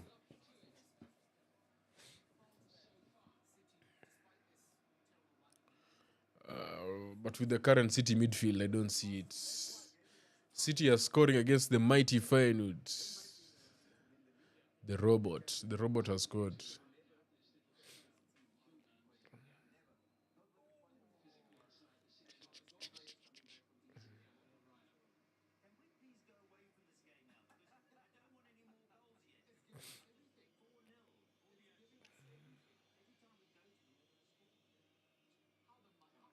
Oh, good man. Good man, Partey. Hey, Partey is really playing for that contract. Partey amesema mi sitoki hapa free transfer. If KDB is fully fit, I'm telling you, January to the end of the season, it will be a massive boost. I don't think he'll be fully fit. Like, ever. Because it's the nature of the injury. When you start having recurring hamstring issues like that,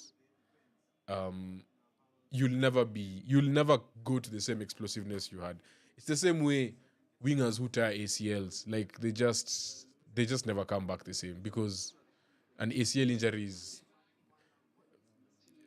it allows you to do especially if you're an explosive athlete, it allows you to be explosive. So when you do it once, the people who come back, not to say that they don't come back, but like a second time, it's danger. So, and now for KDB, he has done his hamstring now, I think twice or 3 times, the same one. And the second one was a full tear. The one he missed the beginning of last season. And then again, he was injured towards the end. So it's yeah. He can probably give you like a solid 10, 15 games, like 90 minutes in a season now. Not more. But if you stagger his minutes, it's still very effective. Oh, Gyökeres is in. Gyökeres is in. Oh. Good defense. Good defense, Gabriel.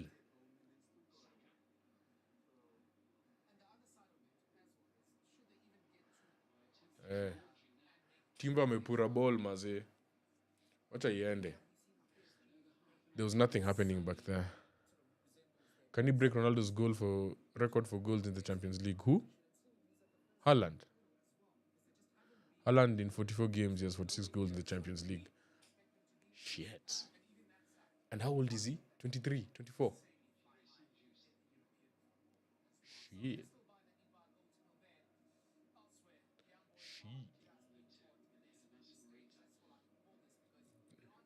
That's madness. Atalanta 5. Deketelare. Deflection.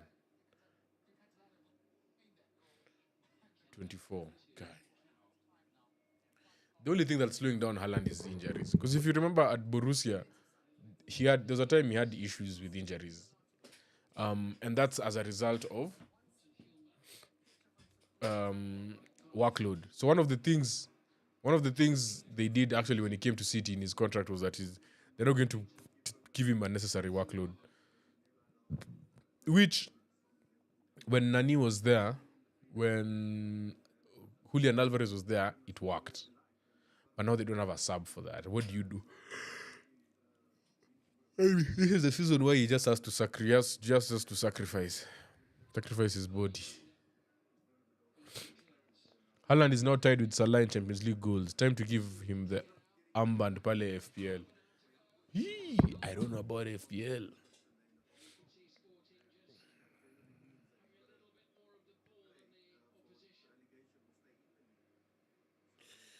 We must suffer.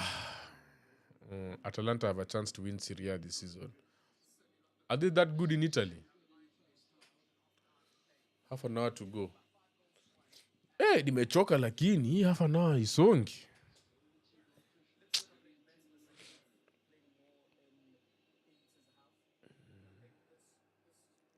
What happened?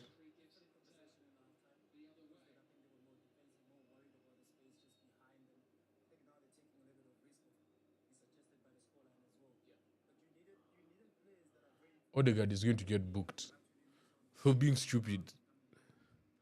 Napoli, for me, have a good chance. I'm not a believer in Conte. Oh my God! Someone has seen red card. Oof, Gyökeres. This guy shoots from anywhere. And which foot is he? Is he right or left-footed? Because the way he took that ball was...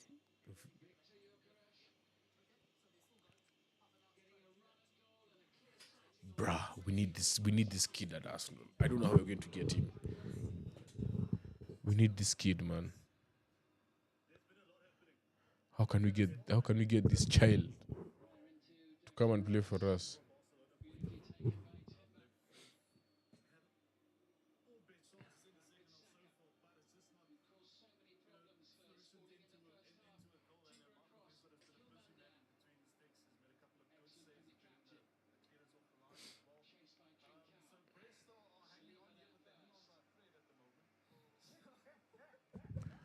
Who's the goose? It's Dembele who's in red. What did you do? Oh yeah, Brest have really put pressure on Barca. Penalty!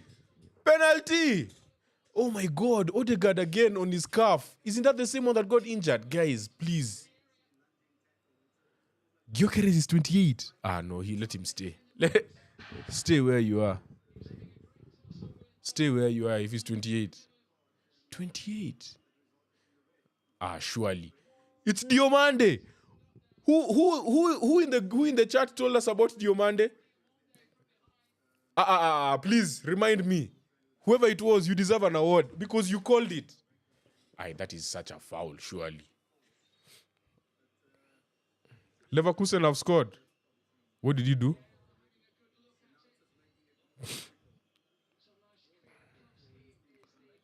Oh, it was a tackle on Alfonso.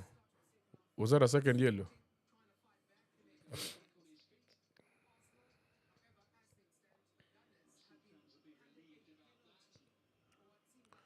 Ati, we've been handed a penalty. We've not been handed. We've won a penalty. This guy is saying Ati, Trent, you know ball. Trent. Sai tumefunga mashule tuko nje kama champas. Bukayo.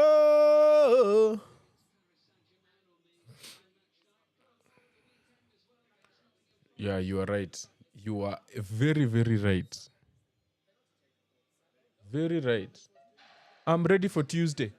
Very ready for Tuesday. Bukayo. Hey! Bukayo makes it 4-1. Bukayo.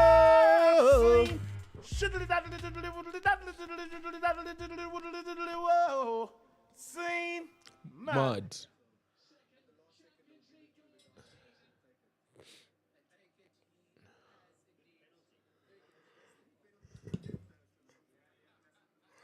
And then, why didn't he get a second yellow card? Let me ask you, Mwangi, mbona atapewa yellow card ya pili? You know he got a yellow card very early in the game. See the second minute of the game.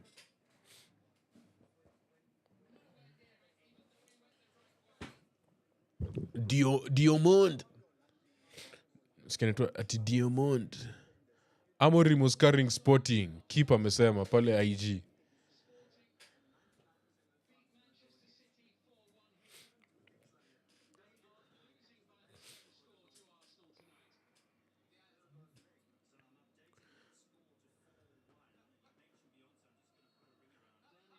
Wait, oh yeah, this is the team that beat Nani 4-0, eh? They beat Man City 4-1, eh? This is the same team. I know, but to be fair to them, that one they came with emotion. It was the last game for their manager. Barcelona have scored. It was the last game for their manager at home. That one they came with emotion and energy.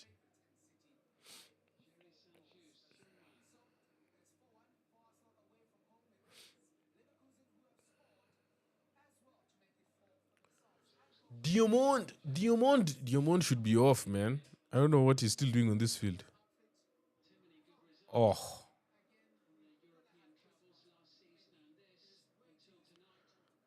Patrick Schick. Daniel Olmo made it 2-0, eh? Brest were pressuring them.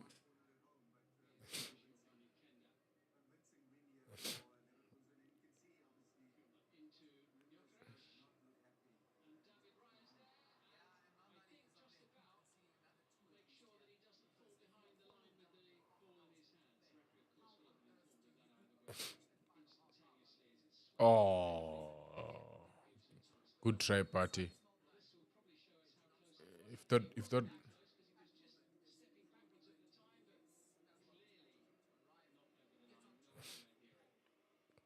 Mares followed the creator.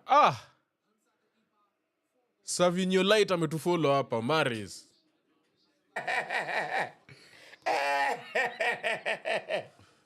Wajameni.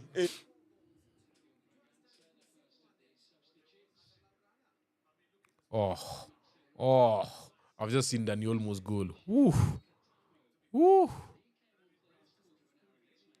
I've just seen the goal. Yeah. Odegaard is leaving people on the wing.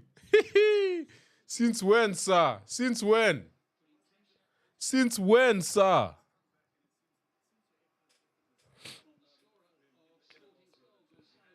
Hey, but there are teams that are receiving today.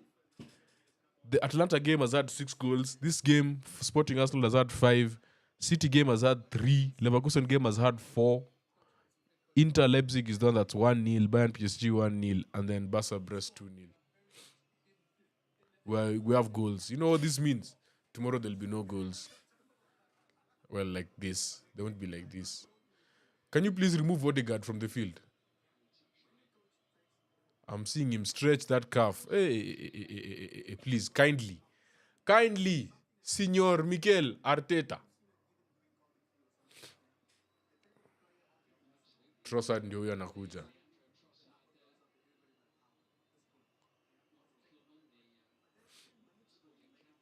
Who is he coming on for?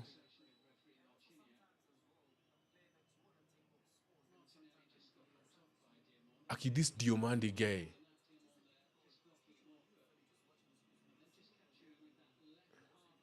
This Diomande guy is actually not okay. Trent, Trent, you're right. This guy is not okay in the head. Which national team does he play for? Is he French? Calafiore is coming off. No, he's not. Trossard, that means probably Martinelli is going. Mikel, probably Rice. Rice or Odegaard. This is when Martinelli is dangerous. Yeah, Rice is coming off. I'm happy to see Rice getting subbed off. This guy used to play so many games in a row.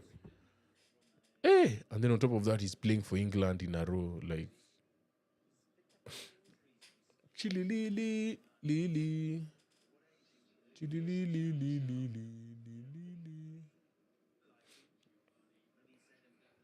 That's a Calafiore. You did all the hard work, and then you bent your press, you bent the run, and then you don't bend it properly. The ball is past where you've come from. So what was the point? You know, when you want to press someone and you bend to press, you have to make sure that that ball never comes back to where you're coming from. If it comes back, it means you're leaving too much space. Foden is coming off.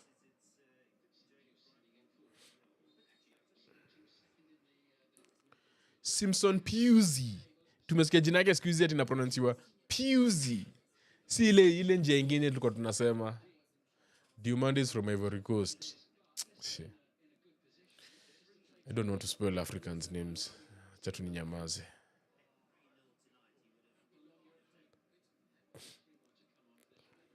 Merino has a surprisingly really good first touch. Surprisingly really good first touch for a big man.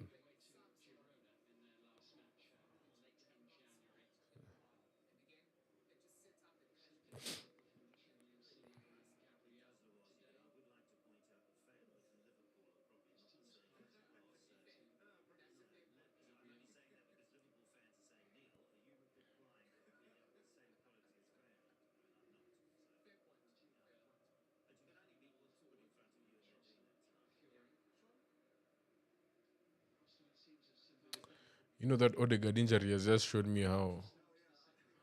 Do you guys feel like Fabio Vieira would have done a job for us over there? Anyway, I think he just needed to go home. That guy was probably going through something.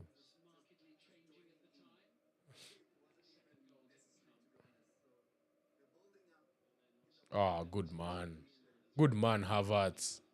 All we ask you is just win that fast ball. Huh? Or make it difficult for the defense to. That's a dumb press. Kai, that was a dumb press.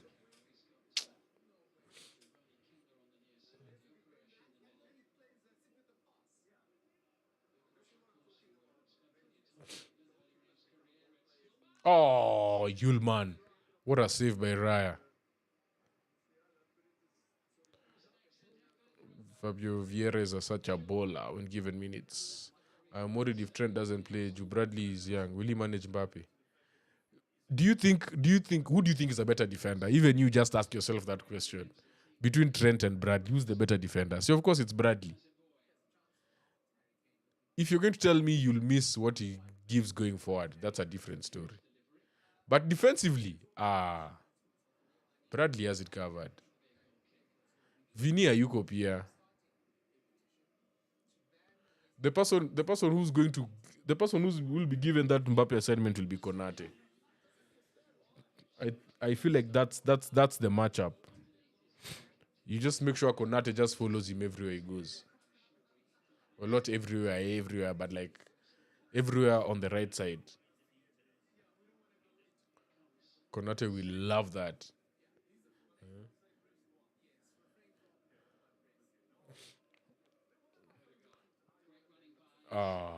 Saka, ball just goes out.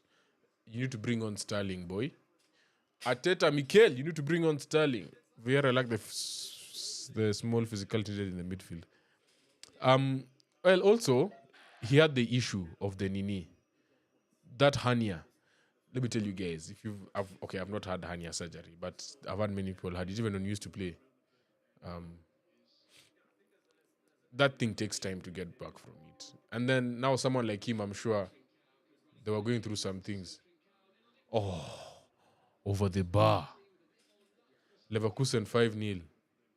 So yeah, like ever since he got that hernia, things were just not great. And then everyone else, like he's not, when he gets fit, he's not getting playing time. So UEFA should eliminate Chelsea from Conference League. They're bullying those teams. See, they need to win, then they come to Champions League.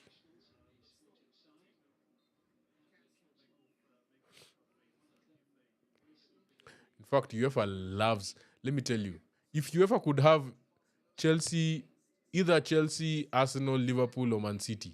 Okay, not even Man City. Forget Man City. But Liverpool, Arsenal, Man U, Chelsea. If they have any of them in the Conference League, they will love it because those are views. Those are views. Eh? People will watch. Like for us, like when we do lives, we only do lives for the Chelsea games. We don't do for any other team. Eh? Who in Africa is watching Conference League apart from, okay, and also when Nani like Elfsborg is playing because there's a Kenyan who plays for them. So there's that, but I not like that. Stade Brest have scored. Pulled one back. Hey, Florian Wirtz rating yake must be high for this game.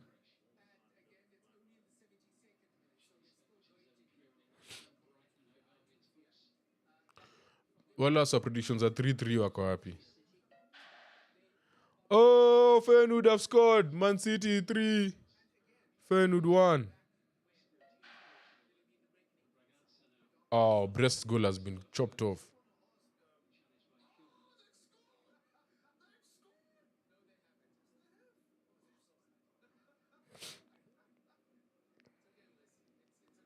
Why is Partey playing so well in this midfield? Umse anatafuta do. Umse amesema anataka do. Hey, Merino, me guess.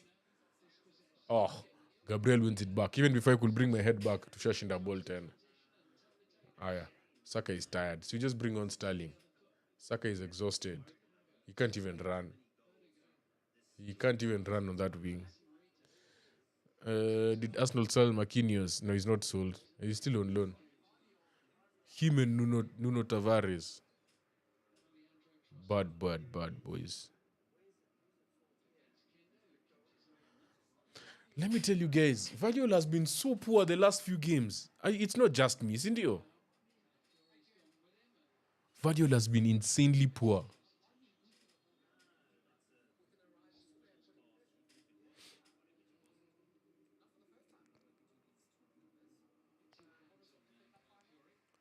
Kalafiori amedandia msee hapa. Nwaneri!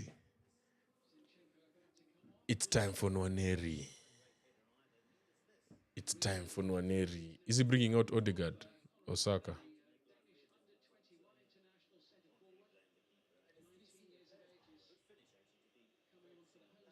Is he bringing out Odegaard or Saka?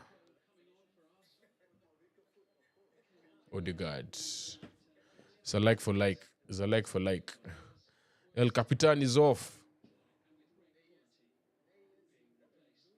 El Capitan is off. And then we have Zinchenko. Oh.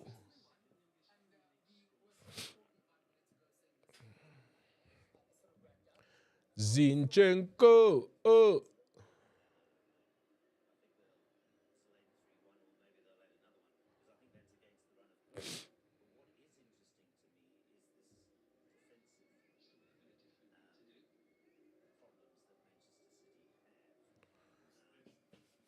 Zinchenko. Oh. Our Arsenal is back. Someone has just said that on IG.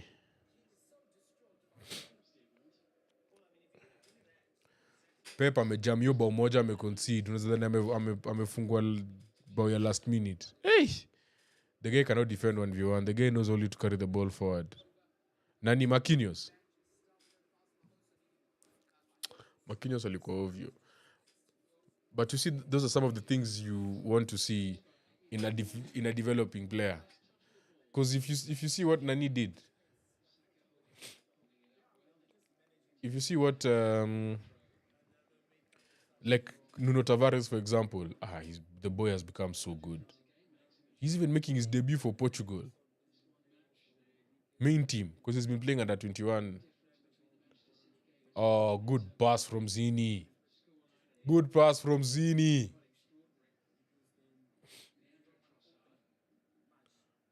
Havertz ameitisha bola hapa. Si mchezo tu naye.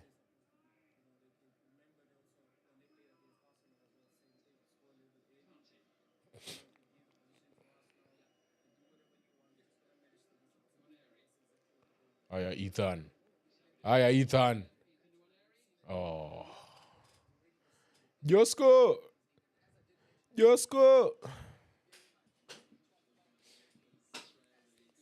So Joska.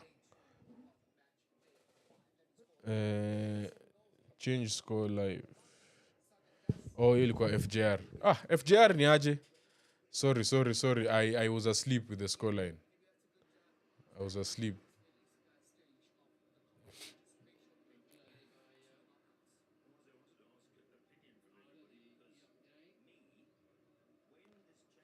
Also, it's seeing Timber playing 90 minutes would make me very happy. Very happy.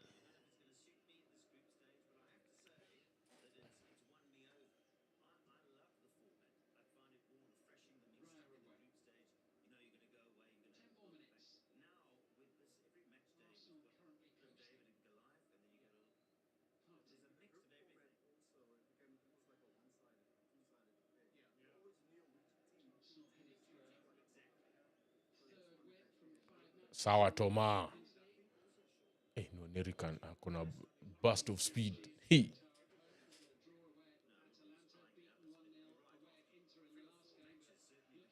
Merino, gusia mtu. Unampatia nyuma maze, Merino. We, ref toka hapa. Q ref.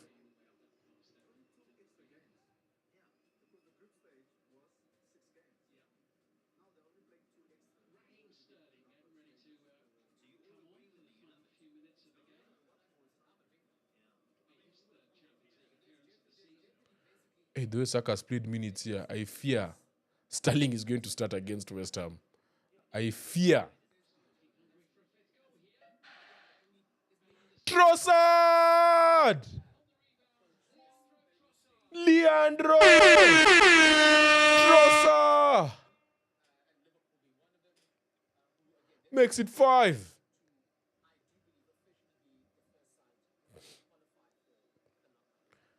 Guys, is this the same Sporting that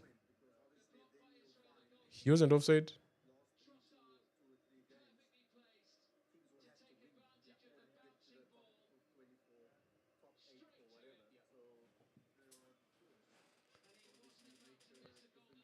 Merino lakini amevuta hiyo ball. We.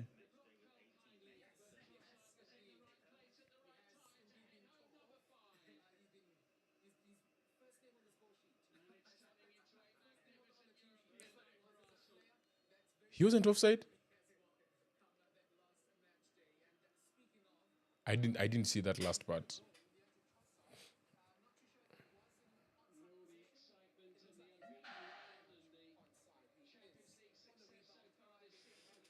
Mkale wetu anaingia.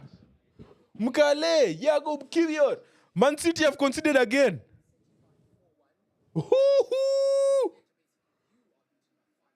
City have conceded again, guys. It's 3-2.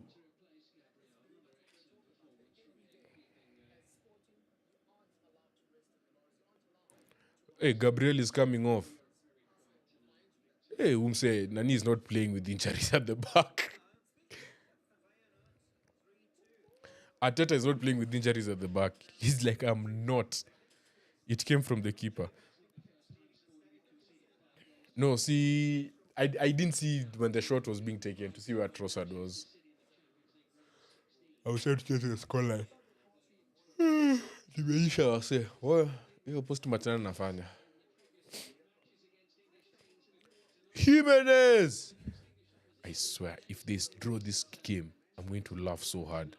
What?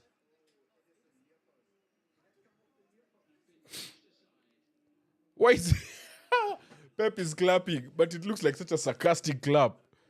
You're seeing this masterclass. Hey, Gloria! Of course I'm seeing it. This is for you. This is for you.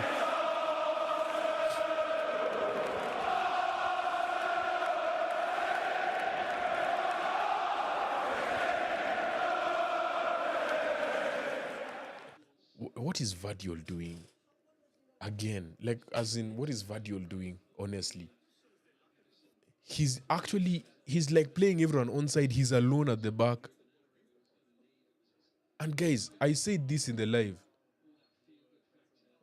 I said this in the podcast about Vadiol not being, because he was at fault of both goals was at fault. The Tottenham game. Kulusevski, in fact, the first goal, Kulusevski, the ball is coming down and Kulusevski is behind him and he still manages to get the ball. One bounce and he gets the ball. Then the second one was the giveaway. I think he's the one who gave the ball away. Oh, wait, we're checking for offside. We're checking for offside, guys. We are checking for offside. We're checking for offside.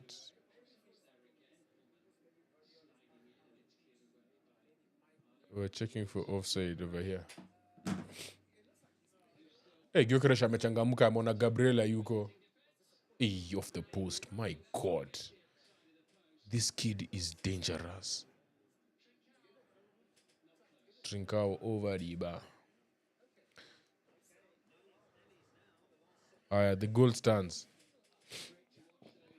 City need Oyarzabal at this point.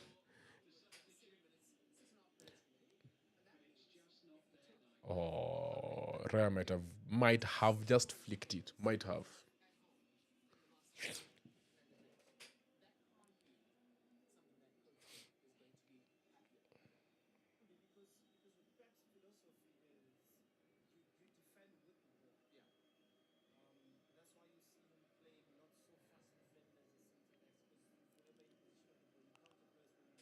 So, 3 teams have scored 5 goals today. I'm telling you, Champions League, the first nights of Champions League normally has goals, especially after like international break. If he plays like this against Salah on the weekend, it will be bad. I was going to say you might have to bench him, but do you though?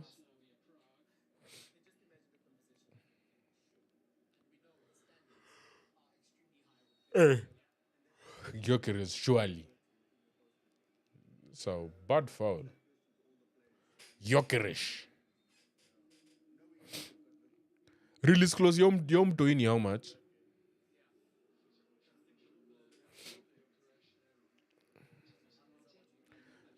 Bro, Gyökeres is 26. Someone said 28 in the live. He's actually 26. And he was born in June, which means he's turning 27 next June. In 7 months. I want Noneri to score before the game ends. 4-0 to Spurs. Spurs of all clubs in capital letters. Pep is going through something for real because of that team. Yeah, he's actually going through a lot. The man is suffering right now. The man is suffering.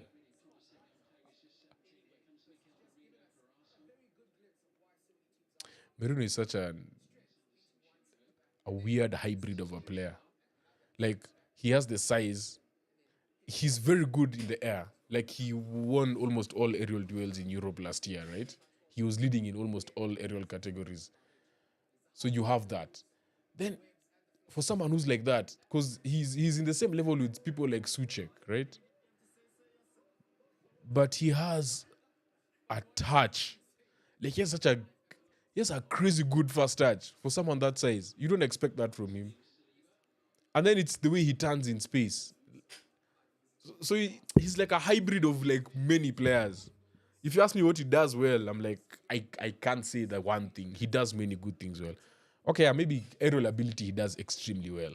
Like winning aerial duels, headers in the box. But he's a mix of like so many different types of players.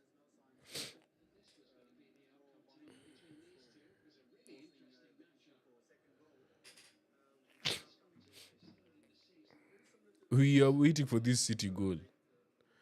Iba ya City ndo tumengoja mazee. Wewe. Tumengoja. Sai tumefunga mashule tuko nje kama champasi.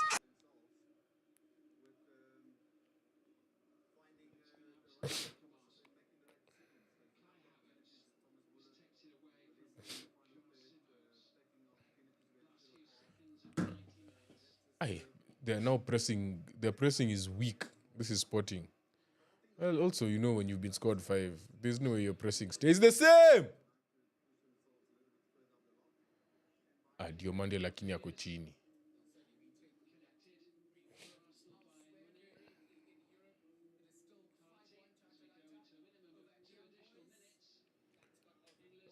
Waza. 2 added minutes. Oh, what a ball, Zinchenko.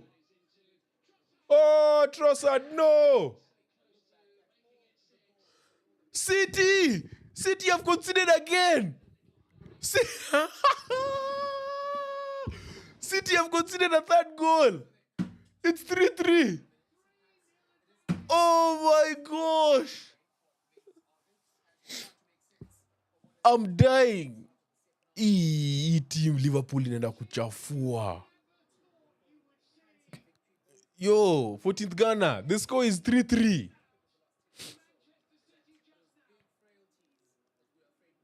I'm dead. I'm dead. Aya. And then he lifts it. Jimenez.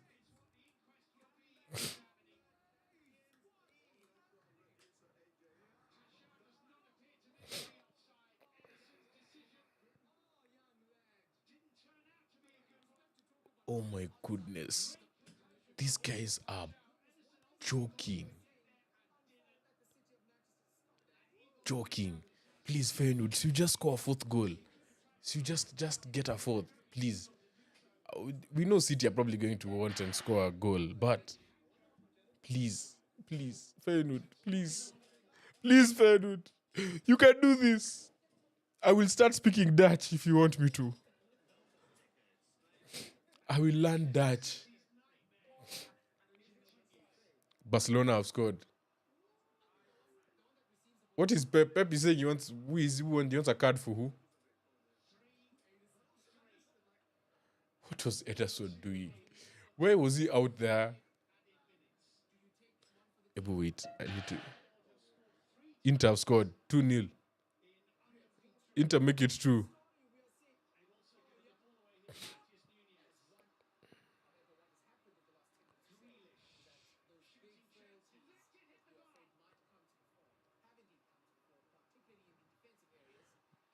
Oh my goodness. One pass just outdid everyone.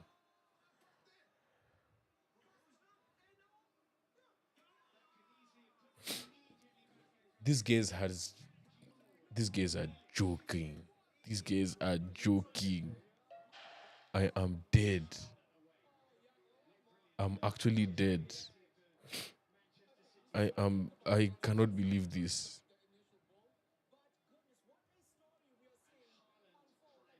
Atalanta have scored 6-1. In more important news, the Arsenal game has ended 5-1. Now we're here watching City. The Butlers. Inter's goal has been disallowed. Bob Lewandowski.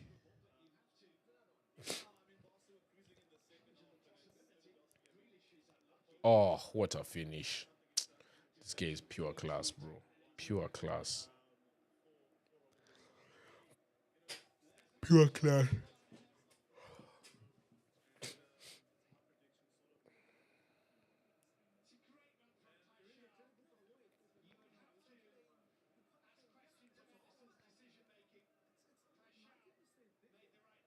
Why are they putting the camera on Vardiol? It wasn't his mistake.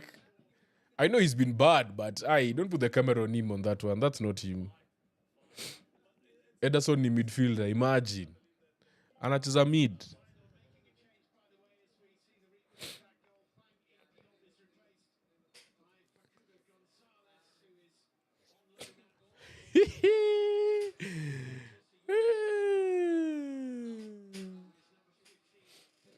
Now they want to see they bring in Stones to score.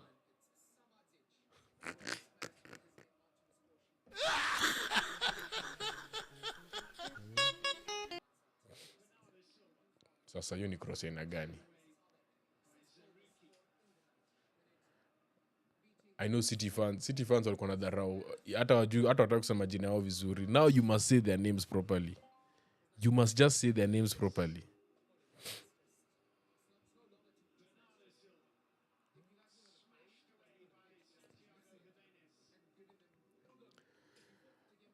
Someone had said that there's going to be a 3-3 scoreline today for the Arsenal game.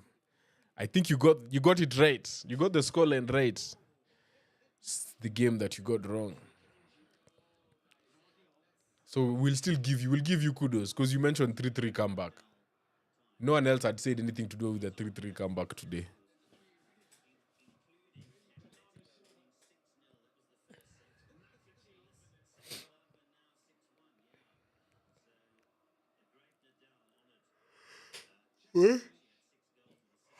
Sako serious.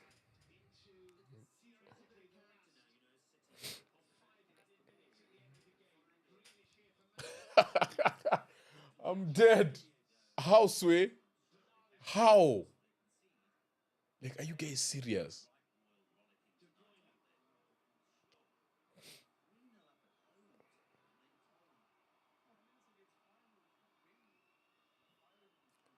Hey, De Bruyne is forcing issues now. Napaya Salah triple captain versus City.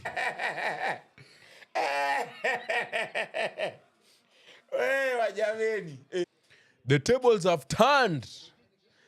The tables have turned. That is indeed right. Huh?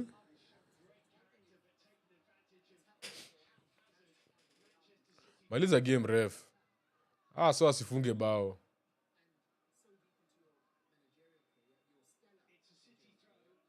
Aya, ndio cross ya KDB inakuja.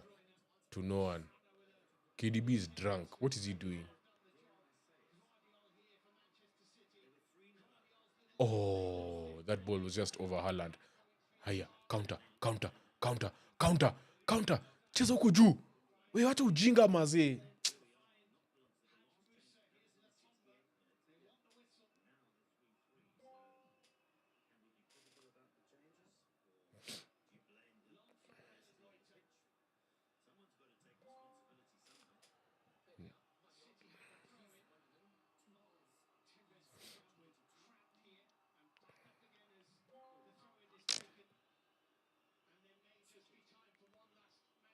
Game imeisha mazee. Maliza game. The game is over. Yani, they're not even being booed. What type of fans are these? You need to boo. Are you children? Oh yeah, you are. Sorry. I'm loving this City's banter era. Hey, Manchester is truly coming alive. Eh? When you least expect it. Between Chelsea versus Arsenal, one of them will be second in the EPL table by the end of the weekend. You're right, Trent. You're right. But I want Man City to win that game. I need City to win. I need City to win that game over the weekend. Let them go second. Let them stay second. But we need Liverpool to just relax a bit. But also, it's okay. Let Liverpool win, actually. I'd rather chase Liverpool down than chase City. Chasing City is impossible. If they get things right and then they end up getting that first place, like with 2 months to go in the season, it's hard. But Liverpool, we'd rather chase those ones. So we want Liverpool to win. We want Liverpool to win. Eh? My God, what a night of football. Player to watch out for, Retegi, Imran amesema. Imran Salah. All right, guys, it's been real. Let me do this post-match real quick. I might have to do one for Man City. Yeah, let me just do that right now. All right, guys, it's been real. Thank you so much. Laleni salama, tupatane kesho. Tomorrow, we're doing Liverpool versus Real Madrid, of course. I'm about to post the combined 11 that we did yesterday, just now. So if you're on TikTok, you'll see it now. If you're on IG, you'll see it tomorrow. If you're on YouTube, you will see it in like 2 hours. Same as TikTok, actually. So, yeah. Yeah. And then predictions for tomorrow's games are also coming out. I'm posting them in the next few minutes. So, be ready. All right, guys. Bravin, thank you so much. Laleni salama. Mwangi, shukran. Lala salama. Trent, thanks for being with me the whole time. Gal Rebel, the whole time. False 9, Biko hapo. False 10, rather, the whole time. Tosh Yuko, area. Nantena, last queen alikama katoka. So, yeah. Thanks, guys. Tupatane kesho. 9:45. We are here. Peace.